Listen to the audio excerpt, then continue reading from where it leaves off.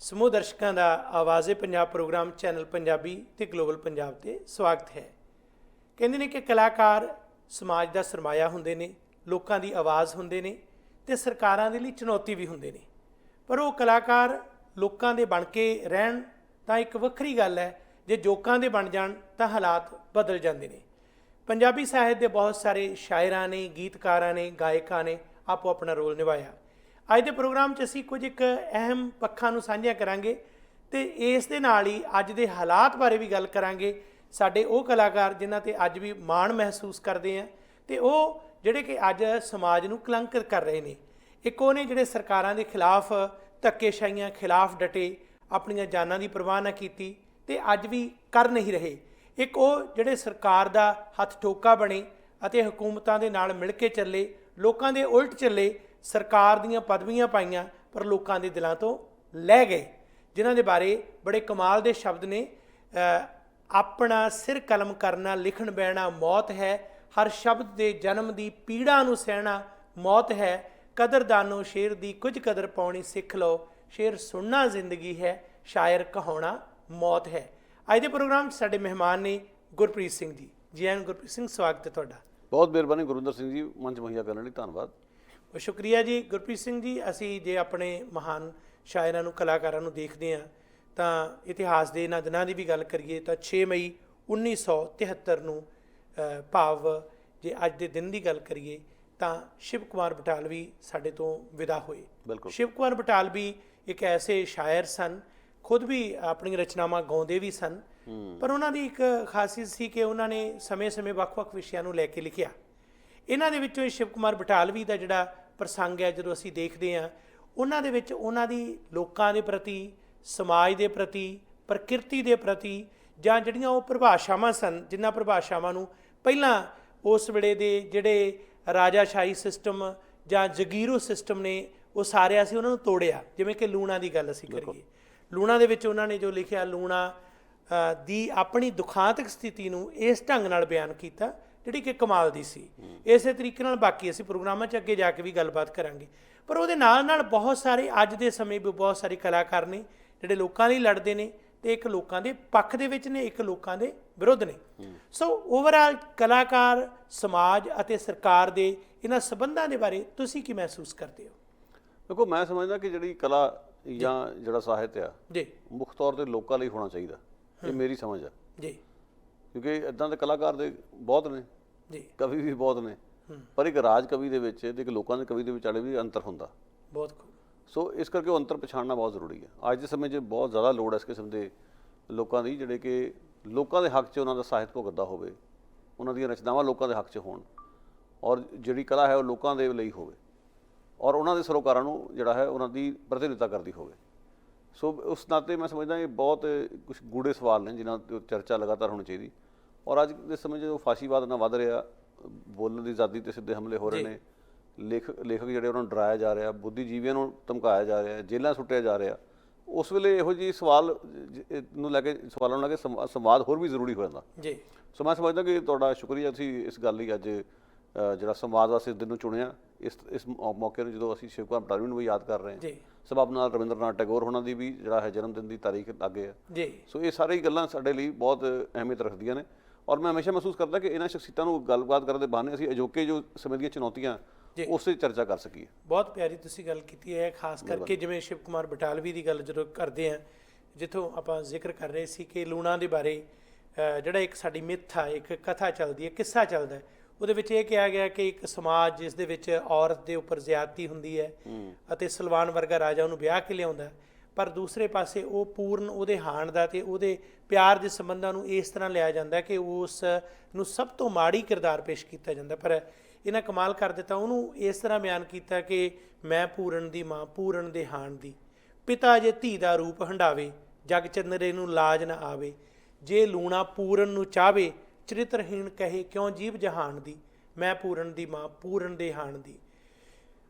ਲੂਣਾ ਹੋਵੇ ਤਾਂ ਅਪਰਾਧਨ, ਮਹਿਕ ਉਹਦੀ ਜੇ ਹੋਵੇ ਦਾਗਣ, ਅੰਦਰੋਂ ਜੇਕਰ ਹੋਏ ਸਾਗਣ, ਮਹਿਕ ਮੇਰੀ ਤਾਂ ਕੰਜਕ ਮੈਂ ਹਾਂ ਜਾਣਦੀ, ਮੈਂ ਪੂਰਨ ਦੀ ਮਾਂ, ਪੂਰਨ ਦੇ ਹਾਣ ਦੀ। ਸੋ ਜਿਹੜੇ ਸਮਾਜ ਦੀ ਇਸ ਤਰ੍ਹਾਂ ਦੀ ਨੀਤੀ ਜਾਂ ਵਿਤਕਰੇ ਵਾਲੀ ਜਾਂ ਵੰਡ ਜਾਂ ਜਿਸ ਕਿਸਮ ਦੀ ਊਚ ਨੀਚਤਾ ਜਾਂ ਫਿਰ ਅਮੀਰ ਗਰੀਬ ਦਾ ਜਾਂ ਰਾਜਾ ਤੇ ਉਸ ਦੀ ਪ੍ਰਜਾ ਦਾ ਸੰਬੰਧ ਜਿਸ ਕਿਸਮ ਦਾ ਸੀ ਜਾਂ ਅੱਜ ਵੀ ਹੈ, ਇਸ ਨੂੰ ਇੱਕ ਕਲਾਕਾਰ ਕਿਸ ਤਰੀਕੇ ਨਾਲ ਪੇਸ਼ ਕਰੇ ਤੇ ਅਜੋਕੇ ਸਮੇਂ ਜੋ ਚੱਲ ਰਿਹਾ ਸਿਲਸਿਲਾ ਉਸ ਨੂੰ ਤੁਸੀਂ ਕਿਵੇਂ ਵੇਖਦੇ ਹੋ? ਦੇਖੋ ਜਿਹੜੀ ਲੂਣਾ ਦੀ ਮਿਸਾਲ ਤੁਸੀਂ ਦਿੱਤੀ ਹੈ ਉਹ ਆਪਣੇ ਆਪ 'ਚ ਬੜਾ ਕੁਝ ਕਹਿ ਜਾਂਦੀ ਹੈ ਜੀ। ਇਹ ਜਿਹੜੀਆਂ ਪਰੰਪਰਾਵਾਂ ਨੇ ਉਹਨਾਂ 'ਤੇ ਤੁਹਾਨੂੰ ਚੋਟ ਕਰਨੀ ਪਊਗੀ ਜੇ ਤੁਸੀਂ ਚਾਹੁੰਦੇ ਹੋ ਕਿ ਸੁਧਾਰ ਹੋਵੇ, ਜੀ, ਤਬਦੀਲੀ ਆਵੇ। ਉਹ ਮੈਂ ਸਮਝਦਾ ਜਿਵੇਂ ਆਪਣੇ ਪੰਜਾਬ 'ਚ ਹੁਣ ਕੰਟਰੋਵਰਸੀ ਹੋਈ ਹੈ, ਰਣਜੀਤ ਬਾਵਾ ਜਿਹੜੇ ਸਿੰਗਰ ਨੇ ਉਹਨਾਂ ਨੇ ਬਕਾਇਦਾ ਇਹੋ ਜਿਹੇ ਸਵਾਲ ਹੀ ਚੁੱਕੇ ਨੇ ਆਪਣੇ ਉਸ ਇੱਕ ਸੰਵੇਦਨਸ਼ੀਲ ਗਾਇਕੀ ਦੇ ਜ਼ਰੀਏ ਕਿ ਮੇਰਾ ਕੀ ਕਸੂਰ। ਸੋ ਇੱਕ ਸਵਾਲ ਕਰ ਰਿਹਾ ਵਿਅਕਤੀ, ਉਸ ਸਵਾਲ ਕਰਨ ਵਾਲੇ ਨੂੰ ਦੇ ਖਿਲਾਫ ਪਰਚਾ ਹੋ ਰਿਹਾ, ਉਸ ਦਾ ਮੂੰਹ ਬੰਦ ਕਰਾਉਣ ਤੱਕ ਮਤਲਬ ਸਥਾਪਤੀ ਗਈ ਹੈ, ਉਸ ਨੂੰ ਮਾਫੀ ਮੰਗਣੀ ਪਈ। ਇਹ ਬੜੇ ਦੁੱਖ ਦੀ ਗੱਲ ਹੈ ਕਿ ਅਸੀਂ ਇੱਕ ਪਾਸੇ ਲੂਣਾ ਦੀ ਗੱਲ ਕਰ ਰਹੇ ਹਾਂ ਪਰ ਅੱਜ ਦੇ ਸਮੇਂ ਦੇ ਵਿੱਚ ਜਿਹੜੀ ਪਰਿਸਥਿਤੀਆਂ ਉਹਦੇ ਕੋਈ ਕੁਐਸਚਨ ਕਰਦਾ ਤੇ ਉਹਨੂੰ ਅੱਜ ਵੀ ਬਰਦਾਸ਼ਤ ਨਹੀਂ ਕੀਤਾ ਜਾ ਰਿਹਾ। ਹਾਲਾਂਕਿ ਪਿਛਲੇ ਸਮੇਂ ਨਾਲੋਂ ਅੱਜ ਦਾ ਸਮਾਂ ਬਿਹਤਰ ਹੋਣਾ ਚਾਹੀਦਾ ਸੀ। ਹਮੇਸ਼ਾ ਇਹ ਗੱਲ ਕੁਦਰਤੀ ਤੌਰ ਤੇ ਮੰਨੀ ਗਈ ਹੈ ਕਿ ਜਿਹੜਾ ਆਉਣ ਵਾਲਾ ਸਮਾਂ ਹਮੇਸ਼ਾ ਪਿਛਲੇ ਸਮੇਂ ਨਾਲੋਂ ਬਿਹਤਰ ਹੁੰਦਾ, ਕਿਉਂਕਿ ਭਵਿੱਖ ਵਿੱਚ ਚੰਗੇ ਉਸਾਰੀ ਦੀ ਆਸ ਅਸੀਂ ਕਰਦੇ ਹਾਂ। ਭਵਿੱਖ ਵਿੱਚ ਜਿਹੜੇ ਹੁਣ ਵੇਲੇ ਜਿਹੜੇ ਹਾਲਾਤ ਨੇ ਉਸ 'ਤੇ ਸੁਧਾਰ ਦੀ ਆਸ ਕਰਦੇ ਹਾਂ, ਪਰ ਇੱਥੇ ਤਾਂ ਬਿਲਕੁਲ ਉਲਟਾ ਹੀ ਗੇੜਾ ਦਿੱਤਾ ਜਾ ਰਿਹਾ, ਪੁੱਠਾ ਗੇੜਾ। ਸੋ ਇਸ ਕਿਸਮ ਦੇ ਹਾਲਾਤ ਬਣੇ ਹੋਏ ਨੇ। ਤਾਂ ਮੈਂ ਇੱਕ ਮਿਸਾਲ ਦੇਣੀ ਚਾਹੁੰਦਾ, ਕਿਸੇ ਸੱਜਣ ਤੋਂ ਮੈਂ ਗੱਲ ਸੁਣੀ ਸੀ ਕਿ ਉਹਨਾਂ ਨੇ ਆਪਣੇ ਘਰ 'ਚ ਭਗਤ ਸਿੰਘ ਦੀ ਤਸਵੀਰ ਵੀ ਲਾਈ ਹੋਈ ਤੇ ਸ਼ਿਵ ਕੁਮਾਰ ਬਟਾਲਵੀ ਦੀ ਵੀ ਨਾਲੋਂ ਨਾਲ। ਕਿਸੇ ਨੇ ਵੈਸੇ ਹੀ ਟਕੋਰ ਲਾਉਂਦੇ ਪੁੱਛਿਆ ਜੀ ਕਿ ਇਨਕਲਾਬੀ ਨਾਲ ਇੱਕ ਰੋਮ ਪਿੱਟਣ ਵਾਲੇ ਗਾਇਕ ਕਵੀ ਦੀ ਤਸਵੀਰ ਦਾ ਕੀ ਮਤਲਬ ਹੈ? ਉਹ ਕਹਿੰਦਾ ਫਿਰ ਤੇਰੀ ਬੇਸਮਝੀ ਹੈ। ਜੇ ਭਗਤ ਸਿੰਘ ਇਨਕਲਾਬੀ ਸੀ ਤਾਂ ਸ਼ਿਵ ਕੁਮਾਰ ਬਟਾਲਵੀ ਨੇ ਲੂਣਾ ਲਿਖ ਕੇ ਵੀ ਖਾਸ ਕਿਸਮ ਦਾ ਸਾਹਿਤਕ ਹਲਕਾ ਜਿਹਾ ਇਨਕਲਾਬ ਸਿਰਜਿਆ ਸੀ। ਬਿਲਕੁਲ। ਸੋ ਕਹਿੰਦਾ ਇਸ ਗੱਲ ਨੂੰ ਘਟਾ ਕੇ ਨਾ ਵੇਖੋ। ਵੈਸੇ ਸ਼ਿਵ ਬਟਾਲਵੀ ਨੇ ਤਾਂ ਇੱਥੋਂ ਤੱਕ ਕਿ ਬਾਬਾ ਬੂਜਾ ਸਿੰਘ ਬਾਰੇ ਵੀ ਕਵਿਤਾ ਲਿਖੀ ਜਦੋਂ ਉਹਦਾ ਮੁਕਾਬਲਾ ਬਣਿਆ। ਅੱਜ ਕਿੰਨੇ ਕਵੀ ਨੇ ਜਿਹੜੇ ਇਸ ਕਿਸਮ ਦੀ ਸਥਾਪਤੀ ਜਦੋਂ ਆਦਮਖੋਰ ਬਣੀ ਹੋਵੇ ਉਸ 'ਤੇ ਸਵਾਲ ਕਰਦੇ ਨੇ। ਇਹ ਉਹ ਨਕਸਲੀ ਵੀ ਸੋਚਣ ਜਿਹੜੇ ਠਿੱਠ ਕਰਦੇ ਨੇ ਸ਼ਿਵ ਕੁਮਾਰ ਬਟਾਲਵੀ ਨੂੰ, ਕਿੰਨਾ ਕੁ ਇਨਸਾਫ ਉਹ ਕਰ ਰਹੇ।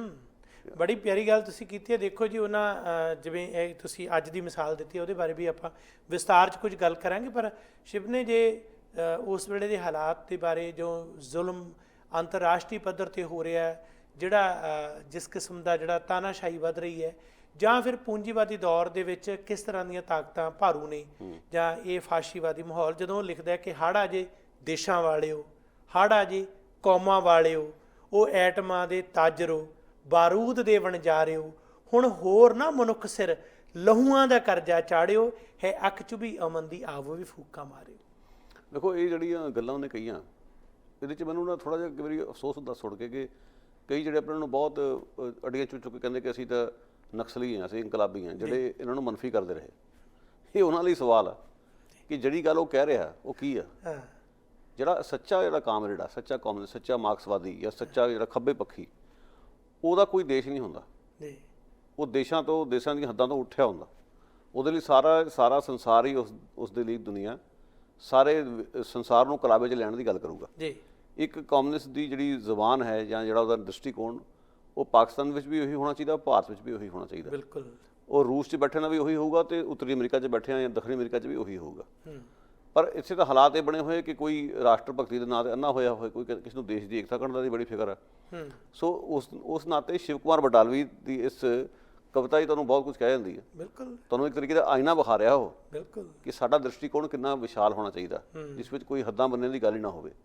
ਸੋ ਸ਼ਿਵ ਕੁਮਾਰ ਬਟਾਲਵੀ ਨੂੰ ਉਸ ਗੱਲ ਲਈ ਸਲਾਮ ਕਰਨਾ। ਮੈਂ ਇੱਕ ਗੱਲ ਹੈਰਾਨ, ਦੇਖੋ ਜੀ, ਜਦੋਂ ਅਸੀਂ ਗੱਲ ਕਰਦੇ ਹਾਂ ਕਹਿੰਦੇ ਵੀ ਕਵਿਤਾ ਜਾਂ ਸਾਹਿਤ ਜਾਂ ਗੀਤ ਕੁਝ ਵੀ ਹੈ, ਜਿਸ ਤਰ੍ਹਾਂ ਅਸੀਂ ਕਲਾਕਾਰ ਦੀ ਗੱਲ ਪਹਿਲਾਂ ਕੀਤੀ ਹੈ, ਉਹ ਸਮਾਜ ਦੇ ਲੋਕਾਂ ਦੇ ਲਈ ਪ੍ਰੇਰਨਾ ਸਰੋਤ ਵੀ ਹੁੰਦੇ ਆ ਤੇ ਉਹ ਸਾਰੀ ਸਥਿਤੀ ਨੂੰ ਪ੍ਰਗੀਤਾਤਮਕਤਾ ਦੇ ਨਾਲ ਵੀ ਜੋੜਦੇ ਆ। ਇੱਕ ਉਹਨਾਂ ਦੇ ਵਿੱਚ ਸੁਹਜ ਵੀ ਹੁੰਦਾ, ਐਸਥੈਟਿਕ ਸੈਂਸ ਹੁੰਦੀ ਹੈ। ਉਹ ਸੈਂਸ, ਐਸਥੈਟਿਕ ਸੈਂਸ ਜਿਹੜੀ ਹੈ, ਸੌਂਦਰਿਆ, ਉਹ ਕਿਵੇਂ ਖਿੱਚਦਾ। ਮੈਂ ਜਦੋਂ ਕੁਦਰਤ ਦੀ ਗੱਲ ਕਰਦੇ, ਦੇਖੋ ਪਿਆਰੀ ਗੱਲ ਕਿੰਨੀ ਹੈ, ਕੁਦਰਤ ਦੀ ਗੱਲ ਬਹੁਤ ਸਾਰੇ ਲੋਕਾਂ ਨੇ ਕੀਤੀ ਹੈ, ਪਰ ਕੁਦਰਤ ਦੀ ਗੱਲ ਸ਼ਿਵ ਕੁਮਾਰ ਬਟਾਲਵੀ ਕਿਵੇਂ ਕਰਦਾ।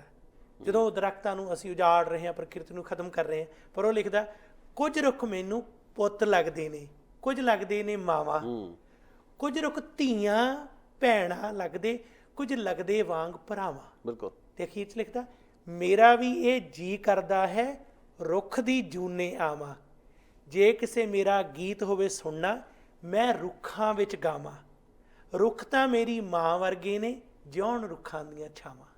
ਦੇਖੋ ਮੈਨੂੰ ਇਹ ਗੱਲ ਇੰਨੀ ਖੂਬਸੂਰਤ ਲੱਗਦੀ ਗੁਰਵਿੰਦਰ ਸਿੰਘ ਜੀ, ਤੁਹਾਨੂੰ ਮੈਂ ਗੱਲ ਦੱਸਦਾ ਬੜੀ ਦਿਲਚਸਪ। ਜੀ ਮੈਂ ਤਕਰੀਬਨ ਰੋਜ਼ਾਨਾ ਆਪਣੇ ਘਰ ਦੇ ਲਾਗੇ ਇੱਕ ਜੰਗਲ ਹੈ ਜਿਸ ਵਿੱਚ ਮੈਂ ਸੈਰ ਕਰਨ ਜਾਂਦਾ। ਜੀ ਉਹ ਜਦੋਂ ਮੈਂ ਆਲੇ ਦੁਆਲੇ ਰੁੱਖਾਂ ਨੂੰ ਵੇਖਦਾ ਤੇ ਉਹ ਲੱਗਦੇ ਵੀ ਆਪਣੇ ਆਪਣੇ ਜੇ ਤੇ ਸ਼ਿਵ ਕੁਮਾਰ ਬਟਾਲਵੀ ਦੇ ਕਥਨ ਕਈ ਵਾਰੀ ਤੁਹਾਡੇ ਸਿਰ 'ਚ ਘੁੰਮਦੇ ਉਸ ਵੇਲੇ। ਸੱਚ। ਹੁਣ ਇਹ ਜਿਹੜੀ ਕਵਿਤਾ ਹੈ, ਜੇ ਆਪਾਂ ਇਹਦੀ ਖੂਬਸੂਰਤੀ ਨੂੰ ਸਮਝੀਏ, ਅੱਜ ਦੇ ਸਮੇਂ 'ਚ ਬਹੁਤ ਜ਼ੋਰ ਦਿੱਤਾ ਜਾ ਰਿਹਾ, ਕਲਾਈਮੇਟ ਐਮਰਜੈਂਸੀ ਦੇ ਸਮੇਂ 'ਚ ਅਸੀਂ ਗੁਜ਼ਰ ਰਹੇ ਹਾਂ, ਜੀ ਰੁੱਖ ਲਾਉਣ ਦੀ ਗੱਲਾਂ ਹੋ ਰਹੀ ਹੈ। ਸ਼ਿਵ ਕੁਮਾਰ ਬਟਾਲਵੀ ਨੇ ਬੜੇ ਖੂਬਸੂਰਤ ਢੰਗ ਨਾਲ ਉਹਨਾਂ ਨਾਲ ਜਿਹੜਾ ਮਨੁੱਖ ਦਾ ਨਾਤਾ ਕਿਸ ਤਰ੍ਹਾਂ ਪੇਸ਼ ਕੀਤਾ, ਬਹੁਤ ਕਮਾਲ ਦੀ ਗੱਲ। ਮੈਨੂੰ ਲੱਗਦਾ ਸ਼ਿਵ ਕੁਮਾਰ ਬਟਾਲਵੀ ਨਾਲ ਜ਼ਿਆਦਤੀ ਹੋਈ ਹੈ, ਸ਼ਾਇਦ ਤੁਸੀਂ ਇਸ ਦੇ ਬਾਰੇ ਮੈਨੂੰ ਸੋਧ ਕਰਿਓ ਜੇ ਮੈਂ ਗਲਤ ਹੋਵਾਂ। ਸ਼ਿਵ ਕੁਮਾਰ ਬਟਾਲਵੀ ਦਰਅਸਲ ਤੇ ਬਹੁਤ ਵਧੀਆ ਇੱਕ ਗਾਇਕ ਵੀ ਸੀ, ਖੁਦ ਵੀ ਗਾ ਲੈਂਦਾ ਸੀ, ਬਿਲਕੁਲ। ਔਰ ਉਹਦੇ ਨਾਲ ਇੱਕ ਖਾਸ ਪਛਾਣ ਬਣ ਗਈ। ਜਿਹੜੇ ਵੱਡੇ ਪ੍ਰੋਡਿਊਸਰ ਸੀਗੇ ਜਿਨ੍ਹਾਂ ਨੂੰ ਲੋੜ ਸੀ ਕਿ ਕਿਸ ਪੱਖ ਨੂੰ ਉਭਾਰਿਆ ਜਾਵੇ, ਸ਼ਿਵ ਕੁਮਾਰ ਬਟਾਲਵੀ ਦੀ ਪਛਾਣ ਉਹਨਾਂ ਲੋਕਾਂ ਕਰਕੇ, ਉਹਨਾਂ ਦੀ ਚੋਣ ਕਰਕੇ, ਉਹਨਾਂ ਕਵੀਆਂ ਵਿੱਚ ਨਾਲ ਹੋਣ ਲੱਗ ਪਈ ਜਿਹੜੇ ਰੋਮਾਂਸਵਾਦ ਦੀ ਗੱਲ ਕਰਦੇ ਸੀ ਜਾਂ ਗਾਇਕੀ ਵੱਲ ਜਿਨ੍ਹਾਂ ਦਾ ਝੁਕਾਓ ਸੀਗਾ। ਬਾਕੀ ਪੱਖ ਜਿਹੜੇ ਸੀਗੇ ਉਹ ਭੁਲਾ ਦਿੱਤੇ ਗਏ। ਇਹ ਜ਼ਿਆਦਤੀ ਪਾਠਕਾਂ ਵੱਲੋਂ ਹੋਈ ਹੈ, ਲੋਕਾਂ ਵੱਲੋਂ ਹੋਈ ਹੈ, ਸਮਾਜ ਵੱਲੋਂ ਹੋਈ ਹੈ ਕਿ ਉਹਨਾਂ ਨੇ ਉਸ ਦਾ ਮੂਲਾਂਕਣ ਸਹੀ ਢੰਗ ਨਾਲ ਨਹੀਂ ਕੀਤਾ, ਉਸ ਨੂੰ ਸਮੁੱਚਤਾ 'ਚ ਨਹੀਂ ਵੇਖਿਆ। ਕੋਈ ਵੀ ਕਵੀ 24/7 ਇੱਕੋ ਤਰ੍ਹਾਂ ਨਹੀਂ ਸੋਚ ਸਕਦਾ। ਈਵਨ ਇਨਕਲਾਬੀ ਕਵੀਆਂ ਵਿੱਚ ਵੀ ਰੋਮਾਂਸ ਦੀ ਗੁੰਜਾਇਸ਼ ਹੁੰਦੀ ਹੈ, ਉਹ ਵੀ ਉਹਨਾਂ ਦੇ ਮਨਾਂ ਵਿੱਚ ਵੀ ਪਿਆਰ ਹੁੰਦਾ, ਉਮੰਗਾਂ ਹੁੰਦੀਆਂ ਨੇ, ਉਹ ਵੀ ਆਪਣੇ ਮਹਿਬੂਬ ਨੂੰ ਯਾਦ ਕਰ ਸਕਦੇ ਆ। ਸਾਡੇ ਕੋਲ ਮਿਸਾਲਾਂ ਨੇ ਇਸ ਗੱਲ ਕਿਸਮ ਦੀਆਂ। ਜੇ ਤੁਸੀਂ ਪਾਸ਼ ਦੀ ਵੀ ਗੱਲ ਕਰ ਲਓ, ਸੰਤ ਰਾਮਦਾਸੀ ਦੀ ਕੁਝ ਲਿਖਤਾਂ ਦੀ ਗੱਲ ਕਰ ਲਓ, ਇਹ ਅਸੀਂ ਕਹਿ ਨਹੀਂ ਸਕਦੇ ਕਿ ਰੋਮਾਂਸ ਨੂੰ ਬਿਲਕੁਲ ਉਹਨਾਂ ਨੇ ਮਨਫੀ ਕਰਤਾ ਜਾਂ ਜਿਵੇਂ ਕਿਸੇ ਹੈਬਿਟਾ ਜਿਹਾ ਬਣਾਇਆ ਕਿ ਜੇ ਰੋਮਾਂਸ ਸਿਰਫ ਬੁਰਜਵਾਜ਼ੀ ਦਾ ਹੀ ਇੱਕ ਸ਼ੌਕ ਹੈ। ਇਸ ਤਰ੍ਹਾਂ ਨਹੀਂ ਹੁੰਦਾ। ਚੀ ਗੁਵੇਰਾ ਦੀ ਵੀ ਇੱਕ ਮਹਿਬੂਬਾ ਸੀ, ਮਤਲਬ ਲੋਕੀ ਇਸ਼ਕ ਕਰਦੇ ਆ, ਪਰ ਇਸ਼ਕ ਕਰਨ ਦੇ ਨਾਲ ਨਾਲ ਉਹ ਆਪਣੀ ਇੱਕ ਸਮਾਜਿਕ ਜ਼ਿੰਮੇਵਾਰੀ ਨੂੰ ਸਮਝ ਰਹੇ ਆ, ਉਸ 'ਤੇ ਪਹਿਰਾ ਦੇ ਰਹੇ ਆ। ਇਸ ਵਿੱਚ ਕੀ ਮਾੜੀ ਗੱਲ ਸੀ? ਸੋ ਮੈਨੂੰ ਲੱਗਦਾ ਉਹਨਾਂ ਲੋਕਾਂ ਨੇ ਬੇਇਨਸਾਫੀ ਕੀਤੀ ਹੈ ਕਿ ਜਿਹੜਾ ਇੱਕ ਸਾਂਚੇ 'ਚ ਉਹਨੂੰ ਫਿੱਟ ਕਰ ਦਿੱਤਾ। ਇਹ ਬਹੁਤ ਦੁਖਾਂਤ ਗੱਲ ਹੈ। ਤੁਸੀਂ ਦੇਖੋ, ਸਪੈਨਿਸ਼ ਮੈਂ ਉਸ ਸ਼ਾਇਰ ਦੀ ਗੱਲ ਕਰਦਾ ਜਿਹੜੇ ਕਿ ਦੁਨੀਆ ਦੇ ਟੌਪ ਦੇ ਸ਼ਾਇਰ ਆ, ਜਿਨ੍ਹਾਂ ਨੇ ਦੇਖੋ ਆਪਣੀਆਂ ਜਾਨਾਂ ਵੀ ਕੁਰਬਾਨ ਕੀਤੀਆਂ, ਫਾਸਿਜ਼ਮ ਦੇ ਖਿਲਾਫ ਲੜੇ। ਮਿੱਤਰ ਸ਼ਾਇਰਾਂ ਦੀ ਗੱਲ ਹੈ ਕਿ ਉਹ ਸ਼ਾਇਰ ਜਿਹੜੇ ਕਿਸੇ ਸਮੇਂ ਬਿਲਕੁਲ ਉਹ ਗੱਲ ਕਰਦੇ ਸੀ, ਉਹਨਾਂ ਦੀ ਗੱਲ ਦੇ ਵਿੱਚ ਪਿਆਰ ਦਾ ਜਜ਼ਬਾ ਹੀ ਸੀ। ਪਰ ਜਦੋਂ ਉਹਨਾਂ ਨੇ ਦੇਖਿਆ ਕਿ ਉਹਦੇ ਸਾਥੀ ਨੂੰ ਫਾਸੀਆਂ ਨੇ ਸ਼ਰੇਆਮ ਜਿਹੜਾ ਕਤਲ ਕਰ ਦਿੱਤਾ, ਤੇ ਉਸ ਤੋਂ ਬਾਅਦ ਉਹਦੀਆਂ ਏਡੀਆਂ ਜ਼ਬਰਦਸਤ ਇਨਕਲਾਬੀ ਕਵਿਤਾਵਾਂ ਆਈਆਂ ਕਿ ਤਹਿਸ ਨਹਿਸ ਕਰ ਦਿੱਤਾ ਉਸ ਵੇਲੇ ਦੇ ਜਿਹੜਾ ਸਿਸਟਮ ਸੀ ਉਸ ਨੂੰ। ਪਰ ਜਿਉਂ ਹੀ ਤਬਦੀਲੀ ਆਈ, ਫਿਰ ਉਹ ਪ੍ਰਗੀਤਾਤਮਕਤਾ ਵੱਲ ਚਲੇ ਗਏ। ਤੇ ਜਦੋਂ ਉਮਰ ਬਿਰਧ ਹੋਈ ਤਾਂ ਉਹਨਾਂ ਨੇ ਕੁਦਰਤ ਦੇ ਇਸ ਸਾਰੇ ਸਿਸਟਮ ਨੂੰ ਵਾਚਦਿਆਂ ਹੋਇਆਂ ਜਿਹੜੀਆਂ ਨਿਰਜਿੰਦ ਚੀਜ਼ਾਂ ਨੇ, ਜਿਨ੍ਹਾਂ ਨੂੰ ਅਸੀਂ ਕਹਿੰਦੇ ਹਾਂ ਫਜ਼ੂਲ, ਜਿਨ੍ਹਾਂ ਦੀ ਗਿਣਤੀ ਨਹੀਂ ਕਰਦੇ, ਇੱਕ ਮੇਜ਼ ਹੈ, ਕੁਰਸੀ ਹੈ, ਜਰਾਬਾਂ ਨੇ, ਹਲਕੀਆਂ ਚੀਜ਼ਾਂ ਨੇ, ਉਹਨਾਂ 'ਤੇ ਇੰਨੀਆਂ ਵਧੀਆ ਆਰਟਸ ਲਿਖੀਆਂ ਕਿ ਅੱਜ ਸੰਸਾਰ ਦੇ ਵਿੱਚ ਉਹ ਮਿਲਦੀਆਂ ਨਹੀਂ। ਬਿਲਕੁਲ। ਦੇਖੋ ਸਫ਼ਰ, ਦੇਖੋ ਮੈਂ ਪਹਿਲਾਂ ਵੀ ਪਿਛਲੇ ਪ੍ਰੋਗਰਾਮ 'ਚ ਤੁਹਾਡੇ ਨਾਲ ਗੱਲ ਵੀ ਕੀਤੀ ਸੀ, ਜਿਵੇਂ ਵਸਨ ਜੀ ਦੇ ਨਾਵਲ ਦੀ ਮਿਸਾਲ ਦਿੱਤੀ, ਜਿਹੜਾ ਬਿਲਕੁਲ ਤਾਜ਼ਾ ਨਾਵਲ ਪਿੱਛੇ ਆ ਕੇ ਹਟਿਆ। ਉਸ ਵਿੱਚ ਪਿਆਰ ਕਹਾਣੀ ਦੇ ਉੱਤੇ ਨਾਵਲ ਘੁੰਮਦਾ, ਪਰ ਉਹ ਪਿਆਰ ਕਹਾਣੀ ਦੇ ਨਾਲ ਨਾਲ ਜਿਹੜੀਆਂ ਹੁਣ ਦੀਆਂ ਤਲਖ ਹਕੀਕਤਾਂ ਨੇ, ਹਿੰਦੂ ਮੁਸਲਮਾਨ ਰਿਸ਼ਤਿਆਂ ਵਿੱਚ ਕਿਸ ਤਰ੍ਹਾਂ ਦਰਾਰਾਂ ਪੈ ਰਹੀਆਂ ਜਾਂ ਸਰਕਾਰਾਂ ਕਿਵੇਂ ਕਰ ਰਹੀਆਂ, ਉਸ ਦੀ ਸੱਚਾਈ ਨੂੰ ਬਿਆਨ ਕੀਤਾ ਉਹਨੇ। ਸੋ ਅਸੀਂ ਇਹ ਨਹੀਂ ਕਹਿ ਸਕਦੇ ਕਿ ਉਹ ਨਾਵਲ ਨਿਰਾ ਇੱਕ ਰੋਮਾਂਟਿਕ ਨਾਵਲ ਹੈ ਤੇ ਉਸ ਨੂੰ ਕਹਿ ਕੇ ਅਸੀਂ ਪਾਸੇ ਰੱਖ ਦਈਏ। ਉਸਨੇ ਆਪਣੀ ਜ਼ਿੰਮੇਵਾਰੀ ਨੂੰ ਸਮਝਦਿਆਂ ਹੋਇਆਂ ਜਿਹੜਾ ਸਿਆਸੀ ਵਾਤਾਵਰਨ ਹੈ ਉਸ ਨੂੰ ਚਿਤਰਿਆ। ਇਹ ਮੈਂ ਸਮਝਦਾ ਕਿ ਇਮਾਨਦਾਰ ਤੇ ਵਧੀਆ ਲੇਖਕ ਦੀ ਪਛਾਣ ਆ। ਜਿਹੜੇ ਚਲਾਕੀ ਖੇਡਦੇ ਕਿ ਸਿਰਫ ਰੋਮਾਂਸ ਦੀ ਗੱਲ ਕਰਦੇ ਤੇ ਬਾਕੀ ਨੂੰ ਪਾਸਾ ਵੱਟ ਕੇ ਆਣਗੇ ਵੀ ਮੈਂ ਤਾਂ ਲੇਖਕ ਹਾਂ, ਮੇਰਾ ਤਾਂ ਕੰਮ ਇਹੀ ਹੈ, ਉਹ ਬੇਈਮਾਨੀ ਕਰ ਰਹੇ। ਮੈਂ ਤਾਂ ਸਿੱਧਾ ਕਹੂੰਗਾ ਮੈਂ। ਸਹੀ ਹੈ। ਤੇ ਜਿਹੜੇ ਲੋਕ ਪ੍ਰਚਾਰਵਾਦ ਦੇ ਤੌਰ ਤੇ ਲਿਆ ਕੇ ਸਿਰਫ ਇੱਕ ਰੁੱਖਾ ਜਿਹਾ ਪਾਣਾ ਉਹਨਾਂ ਦੇ ਵਿੱਚ ਹੋਊਗਾ, ਉਹ ਲੋਕਾਂ ਤੋਂ ਉਖੜ ਜਾਣਗੇ। ਇਸ ਵਿੱਚ ਸਾਨੂੰ ਤੁਹਾਡੇ ਨਾਲ ਚਰਚਾ ਕਰਨ ਦੀ ਲੋੜ ਵੀ ਨਹੀਂ ਹੈ, ਉਹਨਾਂ ਨੇ ਆਪੇ ਉਖੜ ਜਾਣਾ, ਕਿਉਂਕਿ ਲੋਕ ਤਾਂ ਹਰ ਤਰ੍ਹਾਂ ਦਾ ਰਸ ਭਾਲਦੇ ਆ। ਜਿਹੜੇ ਜ਼ਿੰਦਗੀ ਦੇ ਸਾਰੇ ਰਸ ਨੇ, ਉਹ ਰੰਗ ਨੇ, ਉਹਨਾਂ ਨੂੰ ਚਾਹੀਦੇ ਸਾਹਿਤ ਦੇ ਵਿੱਚ। ਤੇ ਸਾਹਿਤਕਾਰ ਚੰਗਾ ਉਹੀ ਹੋਊਗਾ ਜਿਹੜਾ ਉਹਨਾਂ ਸਾਰੀਆਂ ਗੱਲਾਂ ਨੂੰ ਸਮਝਦੇ ਹੋਏ ਤਲਖ ਹਕੀਕਤਾਂ ਦੇ ਉੱਤੇ ਵੀ ਜਿਹੜਾ ਹੈ ਚੰਗੀ ਤਰ੍ਹਾਂ ਸੂਈ ਧਰੂਗਾ। ਬਿਲਕੁਲ ਸਹੀ। ਨਹੀਂ ਧਰਨਗੇ ਤਾਂ ਫਿਰ ਉਹ ਵੀ ਉਖੜ ਜਾਣਗੇ, ਤੇ ਜਿਹੜੇ ਰੁੱਖਾ ਪ੍ਰਚਾਰ ਕਰੀ ਜਾਣਗੇ ਉਹਨਾਂ ਦਾ ਵੀ ਕੁਝ ਨਹੀਂ ਬਣਨਾ। ਹੋਇਆ ਵੀ ਮੈਂ ਤਾਂ ਸਮਝਦਾ। ਸ਼ਿਵ ਕੁਮਾਰ ਬਟਾਲਵੀ ਦੀ ਇੱਕ ਦਿਲਚਸਪ ਗੱਲ ਇਹ ਵੀ ਹੈ ਕਿ ਉਹ ਸਮੇਂ ਦੇ ਜਿਹੜੇ ਸਾਥੀ ਸੀ ਉਹਨਾਂ ਨੂੰ ਈਰਖਾ ਵੀ ਇਸੇ ਕਰਕੇ ਸੀ ਵੀ ਇੱਕ ਤਾਂ ਇਹ ਲਿਖਦਾ ਬੜਾ ਕਮਾਲ ਦਾ, ਇੱਕ ਲੋਕਾਂ 'ਚ ਮਕਬੂਲ ਹੋਇਆ। ਜੇ ਕਿਤੇ ਮਾਂ ਦੀ ਗੱਲ ਕਰਦਾ, ਮਾਏ ਨਹੀਂ ਮਾਏ ਮੇਰੇ ਗੀਤਾਂ ਦੇ ਨੈਣਾਂ ਵਿੱਚ ਬਿਰਹਾ ਦੀ ਰੜਕ ਪਵੇ। ਜੇ ਕਿਤੇ ਕੋਈ ਆਪਣੇ ਜਾਚ ਮੈਨੂੰ ਆ ਗਈ ਗਮ ਖਾਣ ਦੀ, ਉਹਦੇ ਬਾਰੇ ਲਿਖਦਾ। ਜੇ ਕੁਦਰਤ ਬਾਰੇ ਲਿਖਦਾ ਤਾਂ ਕਮਾਲ ਦਾ।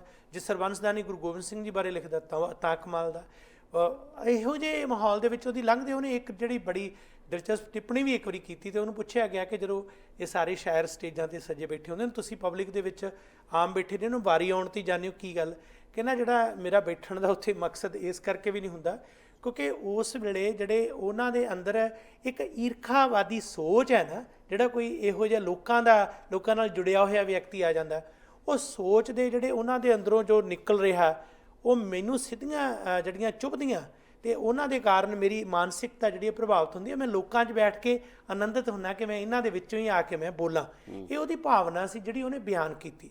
ਸੋ ਕੁੱਲ ਮਿਲਾ ਕੇ ਅਸੀਂ ਜੇ ਅੱਜ ਦੀ ਗੱਲ ਕਰਦੇ ਹਾਂ, ਹੁਣ ਮੇਰੇ ਸਾਹਮਣੇ ਜਿਹੜੀ ਗੱਲ ਤੁਸੀਂ ਸ਼ੁਰੂ ਕੀਤੀ, ਰਣਜੀਤ ਬਾਵਾ ਦੀ ਗੱਲ ਕੀਤੀ, ਉਸ ਦੇ ਗੀਤ ਮੇਰਾ ਕੀ ਕਸੂਰ ਦੀ ਗੱਲ ਕੀਤੀ। ਹਾਲਾਂਕਿ ਪਹਿਲਾਂ ਨਹੀਂ, ਉਹ ਉਸ ਤੋਂ ਪਹਿਲਾਂ ਵੀ ਇਸ ਤਰ੍ਹਾਂ ਦੇ ਗੀਤ ਬਹੁਤ ਲੋਕਾਂ ਨੇ ਗਾਏ ਨੇ। ਮੈਂ ਇੱਕ ਨੌਜਵਾਨ ਦੇਖਦਾ ਸੀ, ਉਹਨੇ ਬੜਾ ਕਮਾਲ ਦੀ ਗੱਲ ਕੀਤੀ, ਕਰੋਨਾ ਦੇ ਦਿਨਾਂ 'ਚ ਕਰੋਨਾ ਤੋਂ ਵੀ ਜ਼ਿਆਦਾ ਸਰਕਾਰੇ ਨਹੀਂ ਲੋਕ ਤੇਰੇ ਸਤਾਏ ਹੋਏ ਨੇ, ਇਹ ਗੀਤ ਗਾਇਆ। ਤੇ ਨਾਲ ਉਹਨੇ ਇਹ ਵੀ ਲਿਖਿਆ ਕਿ ਚਮਗਿੱਦੜਾਂ ਦਾ ਜੂਸ ਪੀਣ ਵਾਲਿਓ, ਸੂਪ ਪੀਣ ਵਾਲਿਓ, ਮੂਤ ਪੀਣ ਲਾਤਾ ਇੰਡੀਆ। ਤੇ ਗੋਬਰ ਦੀ ਗੱਲ ਵੀ ਕੀਤੀ, ਹੋਰ ਵੀ ਕੀਤੀ। ਪਰ ਕਿਉਂਕਿ ਇਹ ਮਸ਼ਹੂਰ ਗਾਇਕ ਹੈ, ਇਸ ਦੀ ਕੀਤੀ ਗੱਲ ਲੋਕਾਂ 'ਚ ਮਕਬੂਲ ਹੋ ਗਈ। ਲੇਕਿਨ ਉਸ ਤੋਂ ਵੀ ਵੱਡੀ ਗੱਲ ਉਸ ਵਿਅਕਤੀ ਦੀ ਹੈ, ਵੀਰ ਸਿੰਘ ਦੀ, ਜਿਹਨੇ ਉਹ ਲਿਖਿਆ, ਜਿਹਨੇ ਉਹੋ ਜਿਹੇ ਅਨੇਕਾਂ ਗੀਤ ਹੋਰ ਵੀ ਲਿਖੇ। ਹੁਣ ਗੀਤ ਗਾਇਆ, ਗੀਤ ਗਾਉਣ ਤੋਂ ਬਾਅਦ ਪਰਚਾ ਦਰਜ ਕਰਨ ਦੀ ਜਦੋਂ ਗੱਲ ਸਾਹਮਣੇ ਆਈ ਤਾਂ ਮੈਨੂੰ ਇਹ ਲੱਗਦਾ ਸੀ ਕਿ ਦੇਖੋ, ਜੇ ਤਾਂ ਉਹਨੇ ਕੋਈ ਨਿਸ਼ਾਨਾ ਲਾਇਆ ਕਿਸੇ ਖਾਸ ਫਿਰਕੇ ਨੂੰ, ਭਾਈਚਾਰੇ ਨੂੰ, ਜਾਂ ਉਸ ਦੀ ਸੋਚ ਨੂੰ ਆਧਾਰ ਬਣਾ ਕੇ, ਤਾਂ ਅਸੀਂ ਸਮਝਦੇ ਹਾਂ ਕਿ ਉਹ ਜਜ਼ਬਾਤ ਨਾਲ ਖੇਡ ਰਿਹਾ। ਜਿਹੜਾ ਇਹ ਕਹਿ ਰਿਹਾ ਕਿ ਇਹ ਕੋਵਿਡ-19 ਵਰਗੀ ਇਸ ਬਿਮਾਰੀ ਦੇ ਵਿੱਚ ਉਹ ਮੂਰਖ ਲੋਕੋ, ਕੀ ਸਾਇੰਸ ਨੇ ਜਾਂ ਤੁਹਾਡੀ ਕਿਸੇ ਵੀ ਕਿਸਮ ਦੀ ਜਿਹੜੀ ਚਿਕਿਤਸਾ ਨੇ ਇਹ ਫਾਈਨਲ ਕੀਤਾ ਕਿ ਗਊ ਦਾ ਪਿਸ਼ਾਬ ਜਿਹੜਾ ਹੈ ਤੁਹਾਡਾ ਇਹ ਰੋਗ ਦੂਰ ਕਰ ਦੇਗਾ, ਜਾਂ ਸ਼ਰਾਬ ਜਿਹੜੀ ਹੈ ਇਹ ਦੂਰ ਕਰ ਦੇਗੀ। ਜੇ ਤੁਸੀਂ ਅਜਿਹਾ ਕਰ ਰਹੇ ਹੋ ਤਾਂ ਗਲਤ ਹੈ। ਜੇ ਇਸ ਵਿਅਕਤੀ 'ਤੇ ਪਰਚਾ ਦਰਜ ਕੀਤਾ ਜਾਂਦਾ ਤਾਂ ਮੈਨੂੰ ਲੱਗਦਾ ਕਿ ਇਦੋਂ ਵੱਡੀ ਮਹਾਮੂਰਖਤਾ ਕੁਛ ਹੋ ਹੀ ਨਹੀਂ ਸਕਦੀ। ਦੇਖੋ, ਦੋ ਤਿੰਨ ਗੱਲਾਂ ਨੇ। ਪਹਿਲਾਂ ਤਾਂ ਆਪਾਂ ਸ਼ੁਰੂ ਉੱਥੋਂ ਕਰਦੇ, ਜਿਵੇਂ ਤੁਸੀਂ ਜਿਹੜਾ ਇਸ ਸਵਾਲ ਨੂੰ ਲੈਂਦੇ ਹੋਏ ਗੱਲ ਕੀਤੀ ਜੀ, ਕਿ ਪਹਿਲੀ ਗੱਲ ਜਿਹੜਾ ਸ਼ਿਵ ਕੁਮਾਰ ਬਟਾਲਵੀ ਨੂੰ ਅਸੀਂ ਥੋੜ੍ਹੀ ਜਿਹੀ ਇਸ ਕਰਕੇ ਸ਼ਰਧਾਂਜਲੀ ਇਸ ਕਰਕੇ ਵੀ ਦੇਣੀ ਚਾਹੁੰਦੇ ਹਾਂ ਜੀ।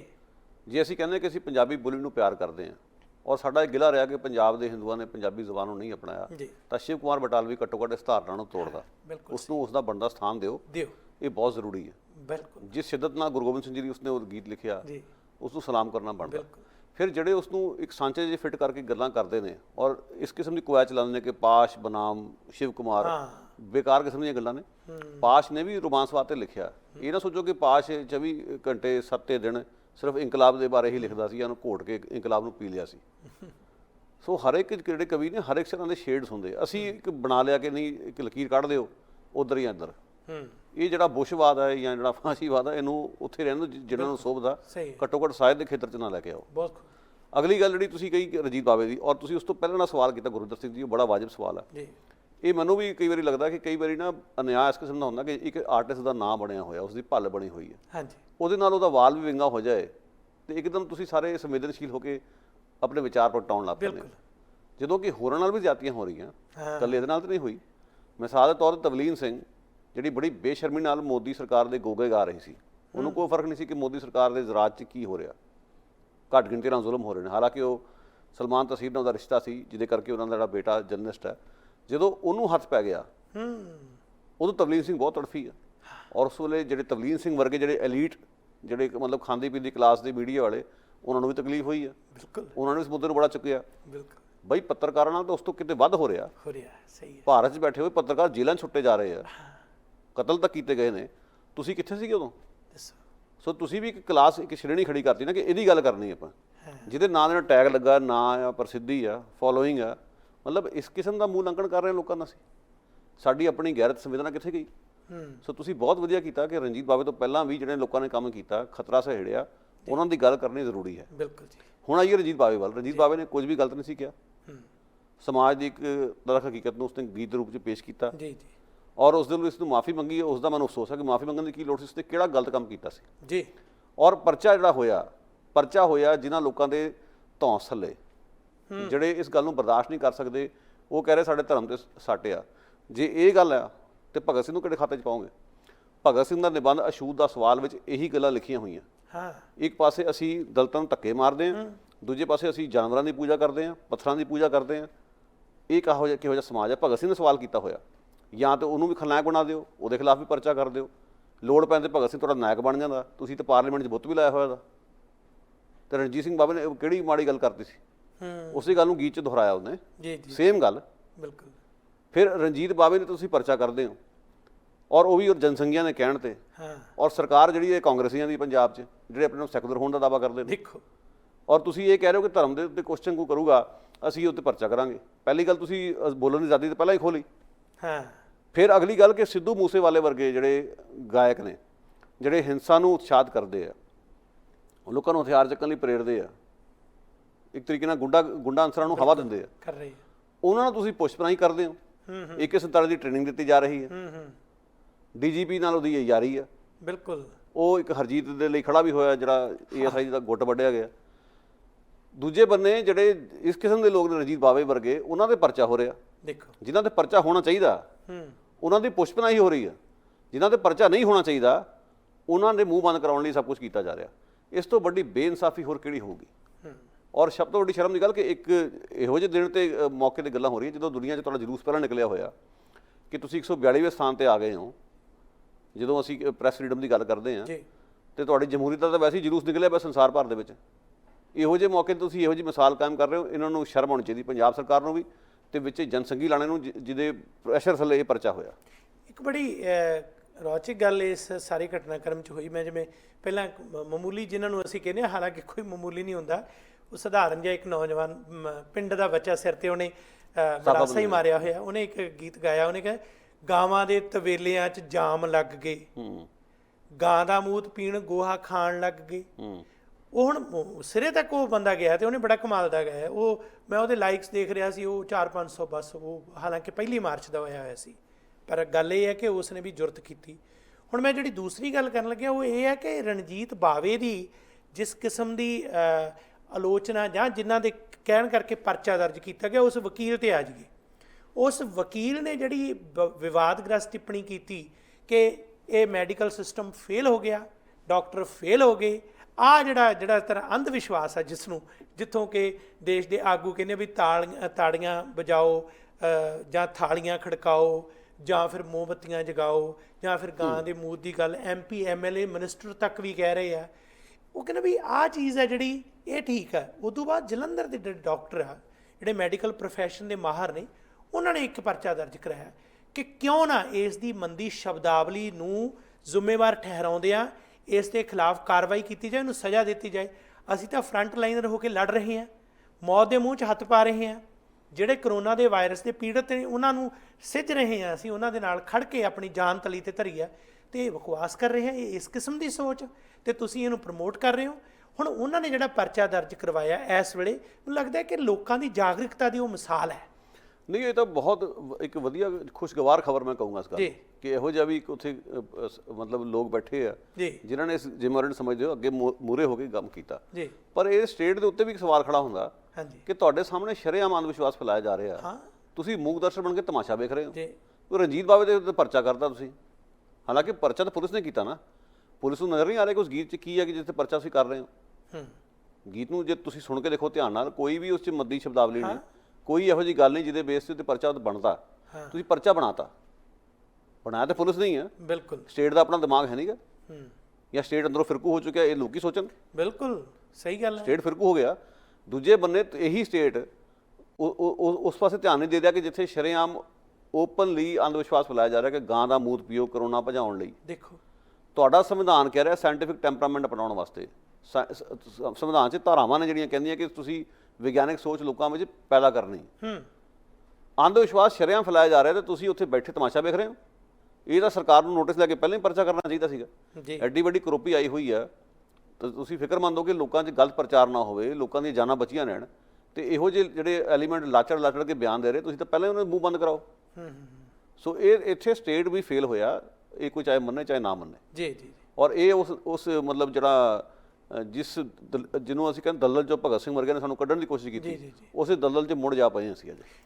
ਜਿੱਥੋਂ ਤੱਕ ਇਹ ਨਿੰਦਾਜਨਕ ਨਿਖੇਧੀਜਨਕ ਹੈ ਇਹ ਪੱਖ ਕਿ ਇੱਕ ਗਾਇਕ ਦੇ ਖਿਲਾਫ ਇਸ ਕਰਕੇ ਪਰਚਾ ਦਰਜ ਕਰਨਾ ਕਿ ਉਸ ਦੇ ਗੀਤ ਦੇ ਬੋਲ ਜਿਹੜੇ ਆ ਉਹ ਗਊ ਦੇ ਮੂਤਰ ਦੇ ਸੰਬੰਧ ਦੇ ਵਿੱਚ ਸਾਡੀਆਂ ਭਾਵਨਾਵਾਂ ਨੂੰ ਠੇਸ ਪਹੁੰਚਾਉਂਦੇ ਨੇ। ਮੈਂ ਇਹ ਬਾਰ-ਬਾਰ ਜਿਹੜੀ ਗੱਲ ਦਿਮਾਗ 'ਚ ਆ ਰਹੀ ਹੈ ਕਿ ਉਸ ਦੇ ਨਾਲ ਸਾਨੂੰ ਉਸ ਚਿਹਰੇ ਦੇ ਮਗਰ ਜਿਹੜੇ ਲੋਕ ਐਕਚੁਅਲ ਉਹ ਸੰਗੀਤਕਾਰ ਮੁੰਡਾ, ਉਹ ਗਾਇਕ ਗੀਤਕਾਰ, ਜਿਵੇਂ ਵੀਰ ਸਿੰਘ ਦੀ ਗੱਲ ਕੀਤੀ ਹੈ, ਉਹਨਾਂ ਲੋਕਾਂ ਨੂੰ ਵੀ ਸ਼ਾਬਾਸ਼ੀ ਦੇਣੀ ਚਾਹੀਦੀ ਹੈ, ਉਹਨਾਂ ਨੂੰ ਥਾਪੜਾ ਦੇਣਾ ਚਾਹੀਦਾ ਕਿ ਤੁਸੀਂ ਐਸਾ ਲਿਖ ਦਿਓ। ਉਹਨਾਂ ਕਲਮਾਂ ਨੂੰ ਵੀ ਸਾਡਾ ਸਲਾਮ ਹੈ ਕਿ ਜਿਹੜੀਆਂ ਕਲਮਾਂ ਇਸ ਕਿਸਮ ਦਾ ਸਾਹਿਤ ਰਚ ਰਹੀਆਂ ਨੇ। ਬਿਲਕੁਲ, ਉਹ ਸਮੇਂ ਦੀ ਲੋੜ ਹੈ ਇਸ ਵੇਲੇ ਜੀ। ਸੋ ਉਹਨੇ ਵੀ ਮਤਲਬ ਹਿੰਮਤ ਕੀਤੀ ਆ ਜੀ ਪਰ ਕਈ ਵਾਰੀ ਉਹੀ ਜਿਵੇਂ ਤੁਸੀਂ ਸ਼ੁਰੂ 'ਚ ਵੀ ਕਿਹਾ ਕਿ ਜਿਹੜੇ ਸਟਾਰ ਮੂਹਰੇ ਹੋ ਕੇ ਗਾਉਂਦੇ ਨੇ ਉਹਨਾਂ ਦੀ ਚਰਚਾ ਜ਼ਿਆਦਾ ਹੋ ਜਾਂਦੀ ਹੈ। ਜੀ ਇੱਥੇ ਮੈਨੂੰ ਗੱਲ ਹੋਰ ਅਫਸੋਸ ਨਾਲ ਕਹਿਣੀ ਪੈਂਦੀ ਕਿ ਸਿਰਫ ਇੱਥੇ ਹੀ ਨਹੀਂ, ਹਾਂਜੀ ਤੁਸੀਂ ਵੇਖਿਆ ਹੋਣਾ ਕਿ ਜਦੋਂ ਦਾ ਘਟਨਾ ਹੋਈ ਆ ਇੱਥੇ ਬੜੇ ਕਮੈਂਟ ਆਏ ਫੇਸਬੁੱਕਾਂ 'ਤੇ ਕਿ ਰਵਿਦਾਸੀ ਭਾਈਚਾਰਾ ਜਿਹੜਾ ਹੈ ਰਣਜੀਤ ਬਾਵੇ ਦੇ ਨਾਲ ਆ। ਹਾਂਜੀ ਬੜੀ ਖੁਸ਼ੀ ਦੀ ਗੱਲ ਹੈ, ਜਮ ਹੋਵੋ, ਕਿਉਂਕਿ ਜੇ ਉਸਨੇ ਜ਼ਾਤ ਪਾਤ ਦੇ ਕੋਡ ਨੂੰ ਆਪਣਾ ਉਭਾਰਿਆ ਜੀ ਤੇ ਤੁਹਾਨੂੰ ਨਾਲ ਖੜਨਾ ਚਾਹੀਦਾ। ਜੀ ਜੀ ਪਰ ਤੁਸੀਂ ਕਦੋਂ ਸੀ ਕਿੱਥੇ ਸੀਗੇ ਜਦੋਂ ਤੁਸੀਂ ਵੇਖ ਰਹੇ ਹੋ ਕਿ ਤੁਹਾਡੇ ਇੱਥੇ ਵੈਂਕੂਵਰ ਵਰਗੀ ਥਾਂ ਤੇ ਰਵਿਦਾਸੀਆਂ ਦੇ ਗੁਰਦੁਆਰੇ ਵਿੱਚ ਸੁਬਰਾਮਨੀਅਮ ਸਵਾਮੀ ਵਰਗੇ ਆਉਂਦੇ ਨੇ, ਉਹਨਾਂ ਦਾ ਸਵਾਗਤ ਹੁੰਦਾ, ਕਾਉਂਸਲੇਟ ਦੇ ਗੁਮਾਸ਼ਤੇ ਆਉਂਦੇ ਨੇ, ਉਹਨਾਂ ਦੇ ਤੁਸੀਂ ਸਰੋਪੇ ਪਾਉਂਦੇ ਉਹਨਾਂ ਦੇ ਗਲਾਂ ਦੇ ਵਿੱਚ, ਆਓ ਭਗਤ ਹੁੰਦੀ ਉਹਨਾਂ ਦੀ। ਜਿਹੜਾ ਢਾਂਚਾ ਦਲਿਤਾਂ ਦੇ ਖਿਲਾਫ ਮਿਲ ਕੇ ਹਿੰਸਾ ਕਰ ਰਿਹਾ ਉਸ ਬਾਰੇ ਤੁਸੀਂ ਚੁੱਪ ਹੋ। ਇੱਕ ਸਟਾਰ ਕਰਕੇ ਤੁਸੀਂ ਵੇਖਿਆ ਕਿ ਸਾਰੇ ਪਾਸੇ ਹਲੜਾਲਾ ਹੋ ਗਈ ਹੈ, ਚਲੋ ਅਸੀਂ ਵੀ ਬਿਆਨ ਦੇ ਦਈਏ, ਅਸੀਂ ਵੀ ਚੰਗੇ 'ਚ ਹੋ ਜਾਵਾਂਗੇ।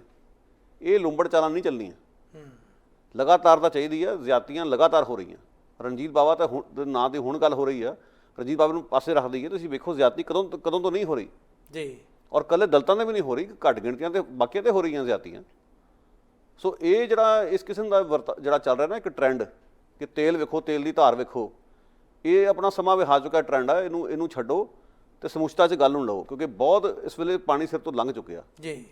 ਸੋ ਜਿੱਥੇ ਕਲਾਕਾਰਾਂ ਦੀ, ਫਨਕਾਰਾਂ ਦੀ, ਲੇਖਕਾਂ ਦੀ ਜ਼ਿੰਮੇਵਾਰੀ ਬਣਦੀ ਹੈ, ਨਾਲ ਜਿਹੜੇ ਸੋ ਕਾਲਡ ਐਕਟਿਵਿਸਟ ਨੇ ਜਿਹੜੇ ਭਾਈਚਾਰਕ ਤੌਰ ਤੇ ਆਪਣੇ ਆਪਣੇ ਕੈਂਪ ਬਣਾ ਕੇ ਬੈਠੇ, ਇਹਨਾਂ ਦੇ ਵੀ ਫਰਜ਼ ਬਣਦੇ। ਜਿਹੜੀ ਇਹ ਦੋਗਲੀ ਨੀਤੀ ਹੈ ਜਿਸ ਦੇ ਬਾਰੇ ਤੁਸੀਂ ਟਿੱਪਣੀ ਕੀਤੀ ਹੈ, ਇਹ ਦੋਗਲੀ ਨੀਤੀ ਦਾ ਇੱਕ ਜਿਹੜਾ ਮੁਹਾਂਦਰਾ ਸਾਡੇ ਸਾਹਮਣੇ, ਜਿਵੇਂ ਮੂਸੇ ਵਾਲਾ ਜਿਹੜਾ ਹੈ ਉਸ ਦੇ ਰੂਪ 'ਚ ਆਇਆ।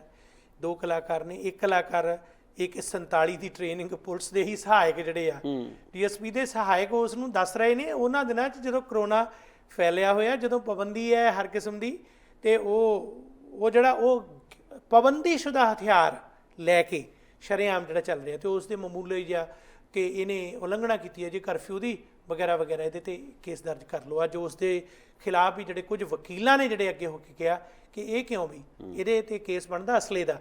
ਜੇ ਕੋਈ ਨੌਜਵਾਨ ਹੋਰ ਕੋਈ ਜਾਂ ਇਸ ਸਮੇਂ ਕੋਈ ਘੱਟ ਗਿਣਤੀ ਭਾਈਚਾਰੇ 'ਚੋਂ ਕੋਈ ਦੇਸ਼ ਦੇ ਵਿੱਚ ਅਜਿਹਾ ਕਰਦਾ ਹੋਵੇ ਤਾਂ ਉਹਨੂੰ ਚੱਕ ਕੇ 10 ਸਾਲ ਲਈ ਤੁਸੀਂ ਅੰਦਰ ਦੇ ਦਿੰਦੇ ਹੋ ਜਾਂ ਉਹਦੇ ਉੱਪਰ ਦੇਸ਼ ਧਰੋਹ ਦਾ ਮੁਕੱਦਮਾ ਦਾਇਰ ਕਰ ਦਿੰਦੇ ਹੋ, ਇਹਦੇ ਕਿਉਂ ਨਹੀਂ?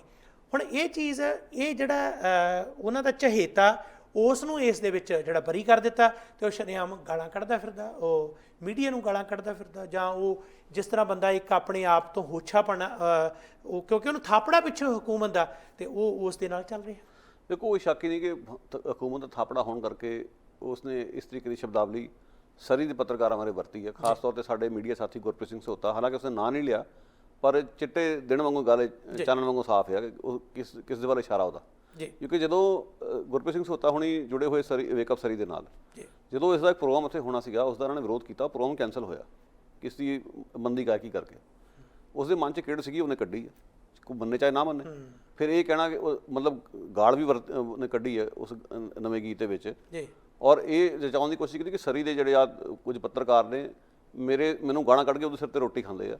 ਰੋਟੀ ਤਾਂ ਅਸੀਂ ਆਪਣੀ ਕਮਾਈ ਦੀ ਖਾ ਰਹੇ ਹਾਂ, ਉਹ ਕਿਸੇ ਨੂੰ ਗਾਲਾਂ ਕੱਢ ਕੇ ਤਾਂ ਸਾਨੂੰ ਰੋਟੀ ਮਿਲ ਨਹੀਂ ਰਹੀ। ਸੋ ਮੈਂ ਸਮਝਦਾ ਕਿ ਇਹ ਜਿਹੜਾ ਸਟੇਟ ਨੇ ਉਹਦੀ ਜਿੱਦਾਂ ਪੁਸ਼ਪਨਾਈ ਕੀਤੀ ਆ, ਉਸ ਵਿੱਚੋਂ ਲਾਚੜ ਕੇ ਉਹਨੇ ਆ ਗੱਲਾਂ ਕੀਤੀਆਂ।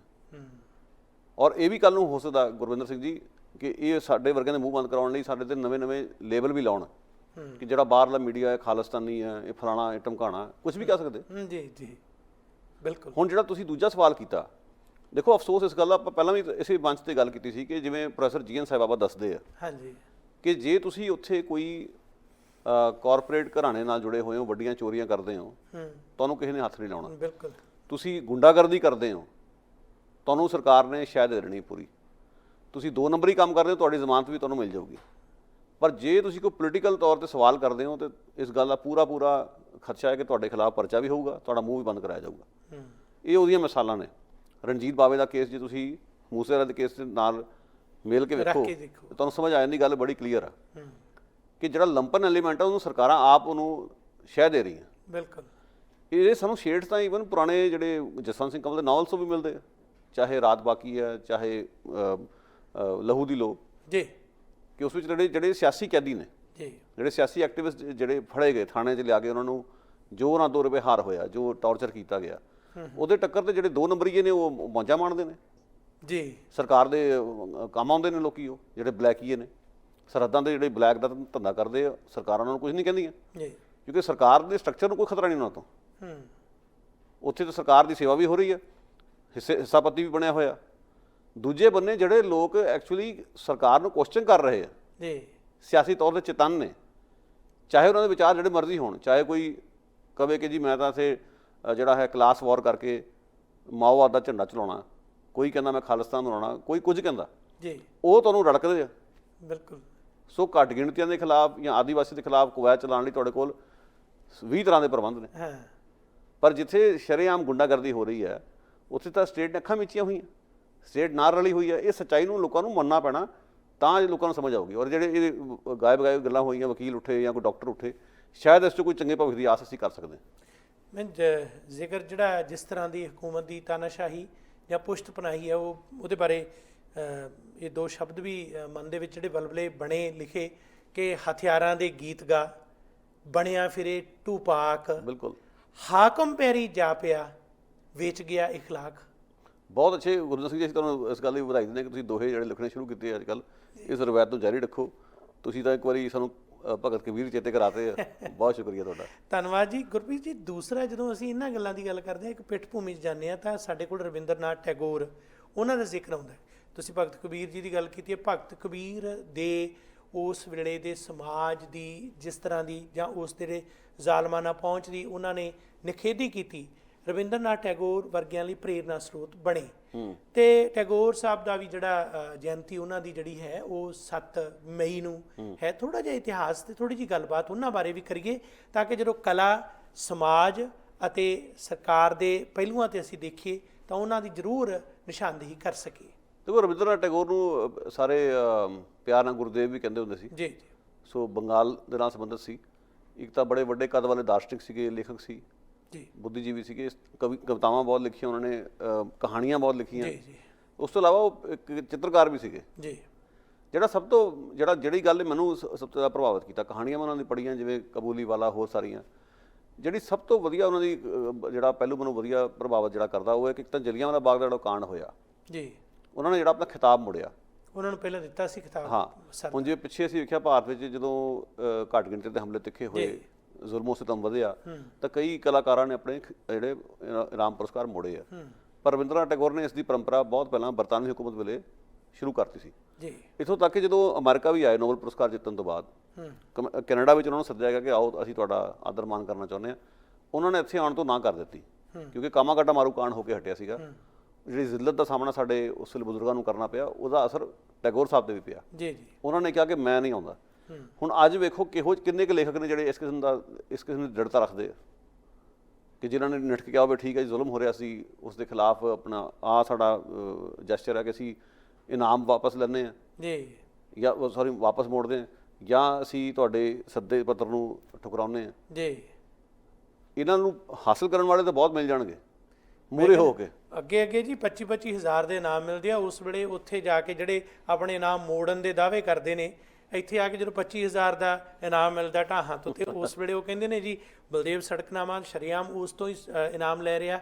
ਜਿਹੜੇ ਕਿ ਜਦੋਂ ਪ੍ਰਬੰਧਕੀ ਕਮੇਟੀ ਬਣਦੀ ਹੈ, ਜਦੋਂ ਇੱਥੋਂ ਕੈਨੇਡਾ ਦੇ ਵਿੱਚ ਨਰਿੰਦਰ ਮੋਦੀ ਭਾਰਤ ਦੇ ਪ੍ਰਧਾਨ ਮੰਤਰੀ ਆਉਂਦੇ ਨੇ, ਉਹਨਾਂ ਦੀ ਸਵਾਗਤੀ ਕਮੇਟੀ ਵਾਲਿਆਂ ਤੋਂ, ਤੇ ਉਸ ਵੇਲੇ ਉਹਨਾਂ ਨੂੰ ਕੋਈ ਇਤਰਾਜ਼ ਨਹੀਂ। ਬਿਲਕੁਲ, ਹਰ ਇੱਕ ਨੇ ਇਸ ਗੱਲ ਨੂੰ ਬੜਾ ਮਾਮੂਲੀ ਸਮਝਿਆ। ਜਿਵੇਂ ਸਾਡੇ ਪੁੱਛਿਆ ਵੀ, ਬਲਕਿ ਸਵਾਲ ਵੀ ਕੀਤਾ। ਬਿਲਕੁਲ, ਉਹ ਸੜਕਨਾਮੇ ਨੇ ਸਵਾਲ ਕੀਤਾ ਸੀ ਕਿ ਤੁਸੀਂ ਇੱਕ ਪਾਸੇ ਤਾਂ ਕਹਿੰਦੇ ਹੋ ਕਿ ਜੀ ਉੱਥੇ ਭਾਰਤ 'ਚ ਜ਼ੁਲਮ ਹੋ ਰਿਹਾ, ਮੈਂ ਆਪਣਾ ਇਨਾਮ ਮੋੜਿਆ। ਇੱਥੇ ਤੁਸੀਂ ਢਾਹਾਂ ਫਾਊਂਡੇਸ਼ਨ ਵੱਲੋਂ ਸੱਦੇ ਗਏ, ਉਹਨਾਂ ਨੇ ਨਰਿੰਦਰ ਮੋਦੀ ਦਾ ਸਵਾਗਤ ਮੂਹਰੇ ਹੋਏ ਕੀਤਾ ਸੀਗਾ, ਤੁਸੀਂ ਉਹ ਇਨਾਮ ਜਿਹੜਾ ਕਿਉਂ ਐਕਸੈਪਟ ਕਰ ਲਿਆ? ਕੋਈ ਜਵਾਬ ਨਹੀਂ ਸੀ ਉਹਨਾਂ ਕੋਲ।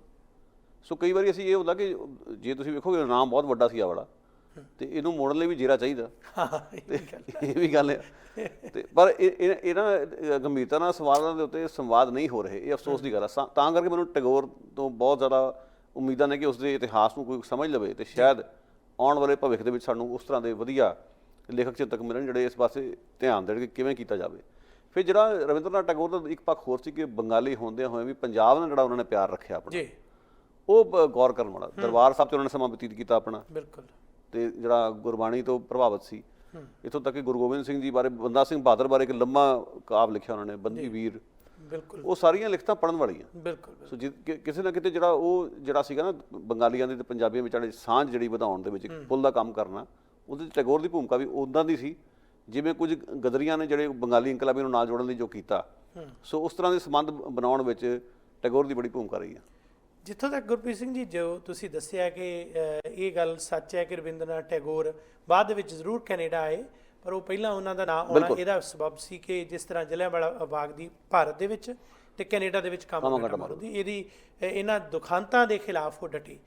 ਇੱਕ ਜਿਹੜਾ ਹੋਰ ਪੱਖ ਸੀ ਜਿਸ ਦੇ ਬਾਰੇ ਅਸੀਂ ਨੁਕਤੇ 'ਤੇ ਗੱਲ ਕਰਦੇ ਹਾਂ, ਉਹ ਇਹ ਸੀ ਕਿ ਰਵਿੰਦਰਨਾਥ ਟੈਗੋਰ ਦਾ ਜਿਹੜਾ ਉਹਨਾਂ ਦਾ ਲਿਖਿਆ ਹੋਇਆ ਨੈਸ਼ਨਲ ਐਂਥਮ ਭਾਰਤ ਦਾ ਬਣਿਆ ਜਨ ਗਣ ਮਨ ਅਧਿਨਾਥ ਜੇ ਆਏ, ਉਹ ਇਹ ਕਿਹਾ ਜਾ ਰਿਹਾ ਕਿ ਉਹਦੇ ਬਾਰੇ ਇੱਕ ਵਰਸ਼ਨ ਇਹ ਦਿੱਤਾ ਜਾ ਰਿਹਾ ਕਿ ਜਦੋਂ ਜਾਰਜ ਪੰਚਮ ਭਾਰਤ ਦੇ ਵਿੱਚ ਆਇਆ ਤੇ ਉਸ ਵੇਲੇ ਉਹਦੇ ਸਵਾਗਤ ਦੇ ਵਿੱਚ ਗੀਤ ਗਾਇਆ ਗਿਆ, ਬਾਅਦ ਦੇ ਵਿੱਚ ਉਹਨਾਂ ਨੂੰ ਸਰ ਦਾ ਜਿਹੜਾ ਖਿਤਾਬ ਮਿਲਿਆ ਤੇ ਜਿਹੜਾ ਜਲਿਆਂਵਾਲੇ ਬਾਗ ਵੇਲੇ ਉਹਨਾਂ ਨੇ ਵਾਪਸ ਵੀ ਮੋੜਿਆ ਕਿ ਇਹਦੇ ਖਿਲਾਫ ਆਪਣੀ ਜਿਹੜੀ ਆਵਾਜ਼ ਵੀ ਉਠਾਈ।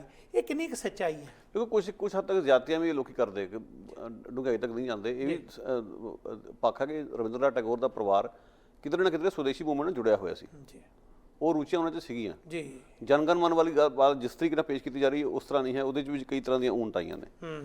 ਪਰ ਮੈਂ ਇਹ ਕਹਿਣਾ ਚਾਹੁੰਦਾ ਕਿ ਵੱਡਾ ਸਵਾਲ ਇਹ ਹੈ ਕਿ ਵੀ ਟੈਗੋਰ ਨੇ ਜਦੋਂ ਇਨਾਮ ਮੋੜ ਦਿੱਤਾ, ਹਾਂ, ਉਸ ਤੋਂ ਬਾਅਦ ਸਾਰੀਆਂ ਗੱਲਾਂ ਮੁੱਕ ਜਾਂਦੀਆਂ।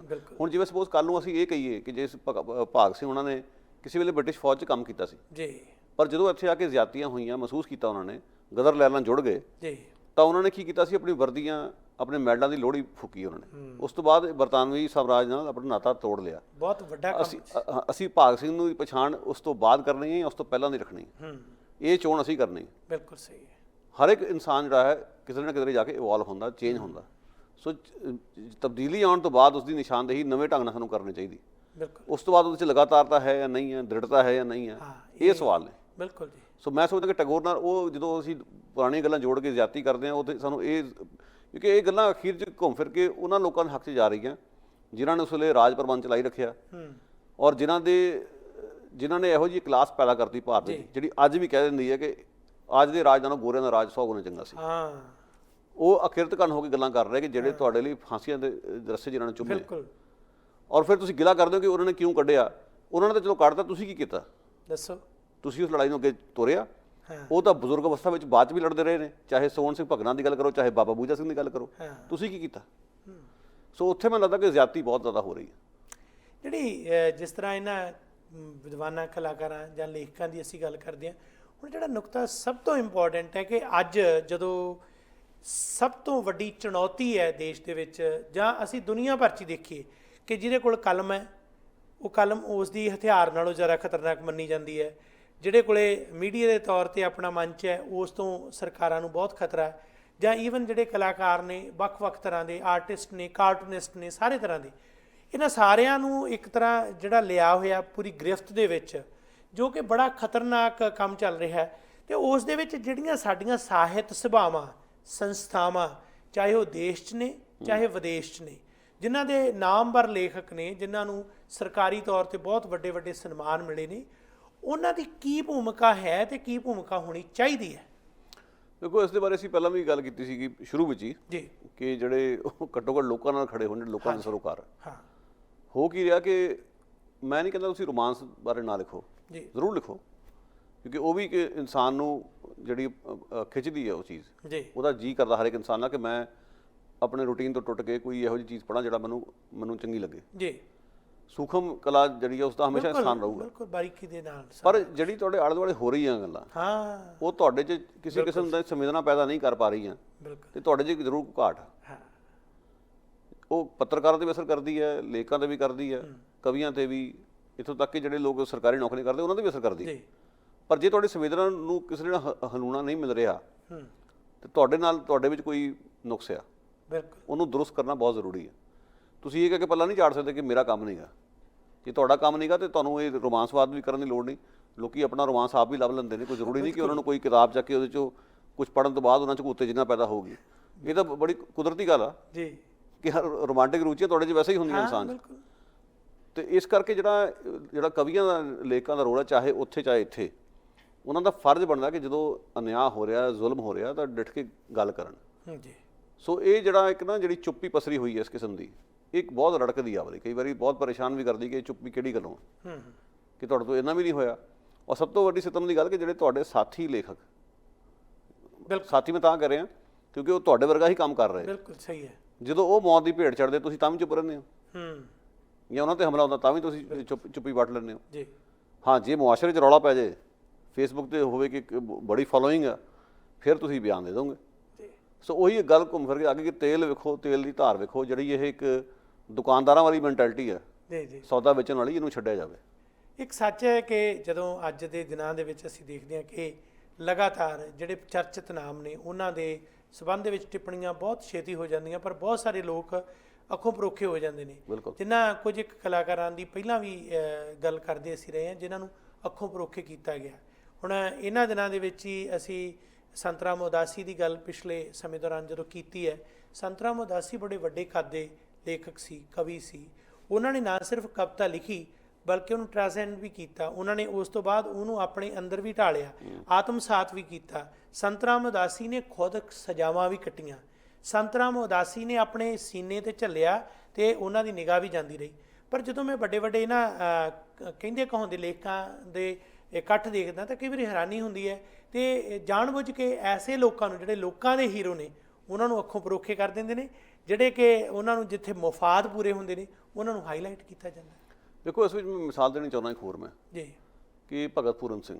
ਜੀ ਭਗਤ ਪੂਰਨ ਸਿੰਘ ਨੇ ਜਿਹੜਾ ਪਿੰਗਲਵਾੜਾ ਖੋਲ੍ਹਿਆ, ਜੀ ਜਿਹੜੇ ਬਿਮਾਰਾਂ ਨੂੰ ਗੱਲ ਆਇਆ, ਉਹਨਾਂ ਨੂੰ ਆਸਰਾ ਦਿੱਤਾ, ਜੀ ਇਕੱਲਾ ਉਹ ਕੰਮ ਨਹੀਂ ਕੀਤਾ ਉਹਨਾਂ ਨੇ, ਉਹ ਲਿਖਦੇ ਵੀ ਸੀਗੇ, ਨਿੱਕੇ ਨਿੱਕੇ ਕਿਤਾਬਚੇ ਬਹੁਤ ਕੱਢੇ। ਸੋਹਣਾ, ਬਹੁਤ ਵਧੀਆ। ਉਸ ਵਿੱਚ ਉਹਨਾਂ ਨੇ ਨੌਜਵਾਨ ਪੀੜ੍ਹੀ ਨੂੰ ਚੰਗੀ ਸੇਧ ਦੇਣ ਲਈ ਬੜਾ ਕੁਝ ਲਿਖਿਆ, ਬਿਲਕੁਲ। ਔਰ ਨਿੱਕੇ ਨਿੱਕੇ ਕਿਤਾਬਚੇ ਅਸੀਂ ਵੀ ਕੁਦਰਤ ਪੜ੍ਹਦੇ ਰਹੇ। ਬਾਰੇ, ਪ੍ਰਕਿਰਤੀ, ਖੂਬਸੂਰਤ ਪਾਣੀ ਸਮੱਸਿਆਵਾਂ ਜਿਹੜੀਆਂ ਆ ਰਹੀਆਂ, ਜਿਸ ਤਰ੍ਹਾਂ ਕਲਾਈਮੇਟ ਚੇਂਜ ਦੀਆਂ ਕਿੱਡੀਆਂ ਵੱਡੀਆਂ ਚੁਣੌਤੀਆਂ, ਕਿੰਨਾ ਚਿਰ ਪਹਿਲਾਂ ਭਗਤ ਪੂਰਨ ਸਿੰਘ ਉਹਨਾਂ ਨੇ ਲਿਖਤਾ। ਮੈਨੂੰ ਉਸ ਗੱਲ ਦਾ ਮਾਣ ਹੈ ਕਿ ਮੈਂ ਉਹਨਾਂ ਦੇ ਦਰਸ਼ਨ ਵੀ ਕੀਤੇ ਨਿੱਕੀ ਉਮਰੇ।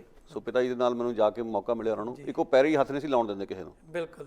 ਤੇ ਦੂਜੀ ਗੱਲ ਕਿ ਜਿਹੜਾ ਉਹਨਾਂ ਕੋਲ ਜਿਹੜਾ ਲਿਟਰੇਚਰ ਸੀਗਾ, ਉਹ ਜਦੋਂ ਅਸੀਂ ਚੁੱਕ ਕੇ ਲਿਆਉਣਾ ਪੜ੍ਹਨਾ, ਸਾਨੂੰ ਉਹ 'ਚ ਸਿੱਖਣ ਨੂੰ ਬੜਾ ਕੁਝ ਮਿਲਦਾ ਸੀ। ਜੀ ਜੀ ਕਿਉਂਕਿ ਉਹ ਲੇਖਕ ਦੀ ਭੂਮਿਕਾ ਸੀ। ਮੈਂ ਤਾਂ ਕਰਕੇ ਮੈਂ ਗੱਲ ਕਰ ਰਿਹਾ ਕਿ ਜਦੋਂ ਬਲੂ ਸਟਾਰ ਆਪਰੇਸ਼ਨ ਹੋਇਆ, ਜੋ ਮੌਤ ਦਾ ਤਾਂਡਵ ਉੱਥੇ ਨਾਚ ਹੋਇਆ ਉੱਥੇ ਦਰਬਾਰ ਸਾਹਿਬ ਜੀ, ਉਹਨਾਂ ਦਾ ਹਿਰਦਾ ਵਰੁੰਦਰ ਹੈਗਾ, ਜੋ ਅਸਰ ਉਹਨਾਂ ਤੇ ਪਿਆ। ਉਹਨਾਂ ਨੇ ਵੀ ਆਪਣਾ ਖਿਤਾਬ ਮੋੜਿਆ ਸੀ, ਨਾਮ ਮੋੜਿਆ ਸੀ। ਕਿੰਨੀ ਕਿੰਨੀ ਕੀ ਚਰਚਾ ਹੁੰਦੀ ਉਸ ਗੱਲ ਦੀ। ਉਲਟ ਗੱਲ ਇਹ ਹੋਈ ਹੈ ਕਿ ਸ਼ਾਇਦ ਕੁਝ ਲੋਕ ਸਮਝਦੇ ਨੇ ਕਿ ਉਹ ਨੋਬਲ ਪੁਰਸਕਾਰ ਵੀ ਸ਼ਾਇਦ ਮਿਲ ਸਕਦਾ ਸੀ ਉਹਨਾਂ ਨੂੰ, ਔਰ ਇਹ ਵੱਡੀ ਰੁਕਾਵਟ ਬਣਿਆ ਕਿ ਜਿਹੜਾ ਉਹਨਾਂ ਸਰਕਾਰ ਦੇ ਖਿਲਾਫ ਉਹ ਡਟੇ। ਹਾਂ, ਕਿੰਨੀ ਕੁ ਵਾਰੀ ਉਹਨਾਂ ਦੀ ਗੱਲ ਹੁੰਦੀ ਹੈ। ਬਿਲਕੁਲ। ਸੋ ਇੱਥੇ ਅਨਿਆਂ ਹੋ ਰਿਹਾ ਕਿ ਪੂਰਨ ਸਿੰਘ ਨੂੰ ਮਤਲਬ ਉਹ ਵੇਖਣਾ ਚਾਹੁੰਦੇ ਨੇ ਕਿ ਹਾਂ ਠੀਕ ਹੈ, ਕੋੜੀਆਂ ਦੀ ਸੇਵਾ ਕਰਨ, ਪਰ ਸਟੇਟ ਦੇ ਖਿਲਾਫ ਕੁਝ ਨਾ ਬੋਲਣ। ਦੇਖੋ, ਇੱਥੇ ਵੀ ਗੜਬੜ ਆ। ਔਰ ਇਸੇ ਤਰੀਕੇ ਨਾਲ ਜੇ ਆਪਾਂ ਦਰਜਾਬੰਦੀ ਕਰਨੀ ਹੋਵੇ ਤਾਂ ਜਿਹੜੇ ਬਿਲਕੁਲ ਆਪਣੇ ਤੌਰ ਤੇ ਕੰਮ ਕਰ ਰਹੇ ਨੇ ਉਹਨਾਂ ਦੀ ਤਾਂ ਗੱਲ ਹੀ ਕੋਈ ਨਹੀਂ ਕਰਦਾ। ਬਿਲਕੁਲ। ਸੋ ਹੁਣ ਤਾਂ ਇਹੀ ਬਣ ਗਿਆ ਕਿ ਜਿਹਦੀ ਚਰਚਾ ਹੋਏਗੀ, ਜਿਹਦੀ ਬੱਲੇ ਬੱਲੇ ਹੋਏਗੀ, ਨਾ ਸੁਰਖੀਆਂ 'ਚ ਹੋਊਗਾ, ਉਹਦੀ ਗੱਲ ਹੋਊਗੀ। ਸੋ ਉਹ ਮੈਂ ਸਮਝਦਾ ਕਿ ਸਮਾਜ ਦੇ ਉੱਤੇ ਵੱਧ ਦਰਸਾਉਂਦਾ ਬਜਾਏ ਕਿ ਉਹਨਾਂ ਲੋਕਾਂ ਤੇ। ਇੱਕ ਜਿਵੇਂ ਭਗਤ ਪੂਰਨ ਸਿੰਘ ਉਹਨਾਂ ਦੀ ਤੁਸੀਂ ਗੱਲ ਕੀਤੀ ਹੈ, ਸੁਭਾਗ ਮੈਨੂੰ ਵੀ ਇਸ ਗੱਲ ਦਾ ਮਿਲਿਆ। ਜਲੰਧਰ ਦੇ ਵਿੱਚ ਛੋਟੀ ਉਮਰ ਸੀ ਤੇ ਉਸ ਵੇਲੇ ਥੱਲੇ ਦੇਖਿਆ ਰੇਹੜੀ ਖੜੀ ਹੈ ਤੇ ਉੱਪਰ ਪੌੜੀਆਂ ਚੜ੍ਹ ਕੇ ਕੋਈ ਸ਼ਖਸ ਆਇਆ, ਲੰਮਾ ਕੱਦ, ਤੇ ਸਾਡੇ ਪਿਤਾ ਜੀ ਉਹਨਾਂ ਨੇ ਦੱਸਿਆ ਕਿ ਇਹ ਭਗਤ ਪੂਰਨ ਸਿੰਘ ਜੀ ਹੈ। ਤੇ ਮੈਂ ਸਕੂਲੋਂ ਅਜੇ ਆਇਆ ਹੀ ਸੀ ਤੇ ਥਾਪੜਾ ਦਿੱਤਾ। ਉਹ ਇੱਕ ਐਸੀ ਮੁਲਾਕਾਤ ਸੀ, ਘਰ ਦੇ ਵਿੱਚ ਉਹਨਾਂ ਦਾ ਆਉਣਾ, ਤੇ ਬੜਾ ਇੱਕ ਉਸ ਵੇਲੇ ਇੱਕ ਉਤਸ਼ਾਹ ਪੈਦਾ ਹੋਇਆ। ਪਰ ਨਾਲ ਇਹ ਗੱਲ ਜਿਹੜੀ ਜਿਵੇਂ ਤੁਸੀਂ ਦੱਸਿਆ ਕਿ ਉਹਨਾਂ ਨੇ ਹਕੂਮਤ ਦੇ ਉਸ ਧੱਕੇਸ਼ਾਹੀ ਦੇ ਖਿਲਾਫ ਆਵਾਜ਼ ਬੁਲੰਦ ਕੀਤੀ। ਭਗਤ ਪੂਰਨ ਸਿੰਘ ਦਾ ਰੁਤਬਾ ਵੀ ਉਸ ਕਿਸਮ ਦਾ ਸੀ ਜਿਵੇਂ ਮਦਰ ਟਰੇਸਾ ਦਾ, ਜਾਂ ਉਹਨਾਂ ਸ਼ਖਸੀਅਤਾਂ ਦਾ ਜਿਨ੍ਹਾਂ ਨੂੰ ਪੁਰਸਕਾਰ ਵੀ ਦਿੱਤੇ ਗਏ ਜਾਂ ਬੜਾ ਵੱਡਾ ਸਨਮਾਨ ਵੀ ਮਿਲਿਆ। ਪਰ ਇਹ ਜਿਹੜੀ ਚੀਜ਼ ਹੈ ਹਕੂਮਤ ਦੀ, ਹੁਣ ਦੋ ਚੀਜ਼ਾਂ 'ਚੋਂ ਚੋਣ ਕਰਨੀ ਹੈ। ਇੱਕ ਤਾਂ ਜੇ ਹਕੂਮਤ ਦੇ ਨਾਲ ਜੁੜ ਕੇ ਤਾਂ ਇਨਾਮ ਤਾਂ ਮਿਲ ਜਾਣਗੇ। ਇੱਕ ਭਗਤ ਪੂਰਨ ਸਿੰਘ ਦੀ ਇਹ ਸਟੇਟਮੈਂਟ ਕਿ ਗੁਰੂ ਰਾਮਦਾਸ ਦੇ ਦਰਬਾਰ ਦੇ ਵਿੱਚ ਜੋ ਸੰਗਤਾਂ ਦੀ ਧੂੜ ਹੈ ਉਹ ਮੇਰੇ ਲਈ ਕਈ ਨੋਬਲ ਪੁਰਸਕਾਰਾਂ ਤੋਂ ਉੱਤੇ ਹੈ, ਉਹਦੇ ਨਾਲ ਹੀ ਉਹ ਜੁੜਿਆ ਉਹਨਾਂ ਦਾ ਸੰਕਲਪ ਕਿ ਜਿਹੜਾ ਮਨੁੱਖਤਾ ਨਾਲ ਧੱਕੇਸ਼ਾਹੀ ਕਰਦਾ ਤੇ ਮੈਂ ਉਸ ਦੇ ਖਿਲਾਫ ਇਹ ਸਾਰੇ ਇਨਾਮ ਵਾਪਸ ਕਰਦਾ। ਹੁਣ ਅੱਜ ਜਿਹੜੀ ਦੌੜ ਚੱਲੀ ਹੈ, ਜਿਹੜੀ ਕਿ ਸਾਡੇ ਕਲਾਕਾਰ ਸਮਾਜ ਤੇ ਲੋਕਾਂ ਨੂੰ ਵਿਚਾਲਿਓਂ ਕੱਢ ਕੇ ਸਿੱਧਾ ਸਰਕਾਰ ਦੇ ਨਾਲ ਇੱਕ ਉਹਨਾਂ ਨੇ ਨਾਤਾ ਜੋੜ ਲਿਆ। ਇਹ ਨਾਤਾ ਜਿਹੜਾ ਹੈ ਇਹ ਭਵਿੱਖ ਲਈ ਖਾਸ ਤੌਰ ਤੇ ਪੰਜਾਬੀ ਸਾਹਿਤ, ਕਲਾਕਾਰ ਤੇ ਗੀਤਕਾਰ ਸਾਰੇ ਜੇ ਅਸੀਂ ਕੁੱਲ ਮਿਲਾ ਕੇ ਦੇਖੀਏ ਕਿੰਨਾ ਖਤਰਨਾਕ ਹੋਏਗਾ। ਕਿਉਂਕਿ ਜਿਹੜੇ ਚਰਚਿਤ ਬਹੁਤ ਲੋਕ ਨੇ ਜਿਨ੍ਹਾਂ ਦੀ ਬੜੀ ਚਰਚਾ ਹੁੰਦੀ ਹੈ, ਉਹ ਸਿਰਫ ਇਹ ਹੈ ਕਿ ਸਮੇਂ-ਸਮੇਂ ਜਾਂ ਤਾਂ ਸਰਕਾਰ ਦੇ ਸੋਲੇ ਗਾਲੇ, ਜਾਂ ਇੱਕ ਭਾਸ਼ਾ ਇੱਕ ਦੇਸ਼ ਦੀਆਂ ਮਿਸਾਲਾਂ ਦੇ ਦਿੱਤੀਆਂ, ਜਾਂ ਕਦੇ ਆਪਣੀ ਬੋਲੀ ਨਾਲੋਂ ਤੋੜਨ ਦੇ ਲਈ ਉਹਨਾਂ ਨੇ ਖੂਹ ਦੇ ਡੱਡੂ ਲੋਕਾਂ ਨੂੰ ਕਹਿਣਾ ਸ਼ੁਰੂ ਕਰ ਦਿੱਤਾ, ਜਾਂ ਹਕੂਮਤ ਦੇ ਕਿਸੇ ਨਾ ਕਿਸੇ ਢੰਗ ਦੇ ਨਾਲ ਉਹਨਾਂ ਦੇ ਪ੍ਰਬੰਧ ਜਿਹੜੇ ਕਾਇਮ ਕੀਤੇ। ਸੋ ਅੱਜ ਜੇ ਅਸੀਂ ਨਵੇਂ ਉੱਭਰ ਰਹੇ ਕਲਾਕਾਰਾਂ ਨੂੰ ਸਹੀ ਢੰਗ ਨਾਲ ਸੋਚੀਏ ਤਾਂ ਕੀ ਫਰਜ਼ ਬਣਦਾ ਕਿੱਧਰ ਨੂੰ ਜਾਣ, ਜਿਹਦੇ 'ਚ ਉਹਨਾਂ ਦਾ ਨੁਕਸਾਨ ਜ਼ਰੂਰ ਤੈਅ ਹੈ, ਪਰ ਉਹਨਾਂ ਦੇ ਅੰਦਰ ਆਪਣੇ ਇਤਿਹਾਸ ਨੂੰ, ਆਪਣੇ ਪੁਰਖਿਆਂ ਨੂੰ ਸਾਂਭਣ ਦੀ ਸੋਚ ਜ਼ਰੂਰ ਹੋਏਗੀ। ਗੁਰਦਾਸ ਜੀ ਗੱਲ ਦੱਸਾਂ ਕਿ ਜੇ ਕਿ ਨਾ ਮੈਂ ਤੁਹਾਨੂੰ ਇੱਕ ਮਿਸਾਲ ਦਿੰਦਾ ਕਿ ਜਿਵੇਂ ਅਰੁੰਧਤੀ ਰੋਏ, ਹਾਂਜੀ, ਉਹਨੂੰ ਬੁਕਰ ਪ੍ਰਾਈਜ਼ ਮਿਲਿਆ ਅੰਤਰਰਾਸ਼ਟਰੀ ਲੈਵਲ ਦਾ। ਜੀ। ਕੋਈ ਛੋਟਾ ਮੋਟਾ ਪੁਰਸਕਾਰ ਨਹੀਂ ਸੀ, ਬਹੁਤ ਵੱਡਾ ਪੁਰਸਕਾਰ ਸੀ।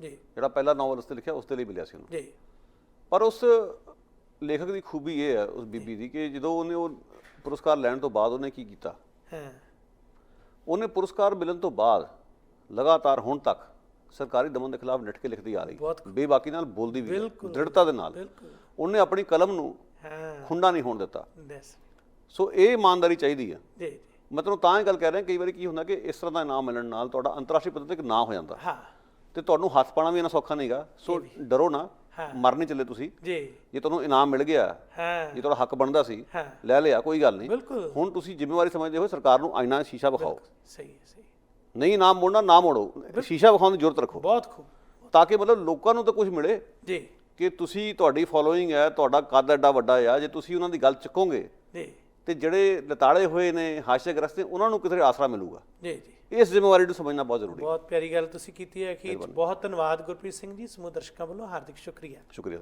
ਸੋ ਇਹ ਸਾਡੇ ਨਾਲ ਗੱਲਬਾਤ ਕਰ ਰਹੇ ਗੁਰਪ੍ਰੀਤ ਸਿੰਘ। ਮੁੱਕਦੀ ਗੱਲ ਕਿ ਜਿੱਥੇ ਅਸੀਂ ਉਹਨਾਂ ਕਲਾਕਾਰਾਂ ਦੀ, ਚਾਹੇ ਸ਼ਿਵ ਕੁਮਾਰ ਬਟਾਲਵੀ ਤੇ ਉਹਨਾਂ ਤੋਂ ਲੈ ਕੇ ਉਹਨਾਂ ਸਾਰੀਆਂ ਸ਼ਖਸੀਅਤਾਂ ਦੀ ਗੱਲ ਕੀਤੀ ਹੈ ਜਿਹੜੇ ਕਿ ਕਲਾ ਖੇਤਰ ਦੇ ਮਾਹਰ ਵੀ ਸਨ, ਨਾਲ ਲੋਕਾਂ ਦੀ ਗੱਲ ਵੀ ਕੀਤੀ, ਅੱਜ ਦੇ ਸਮੇਂ ਵੀ ਲੋੜ ਹੈ।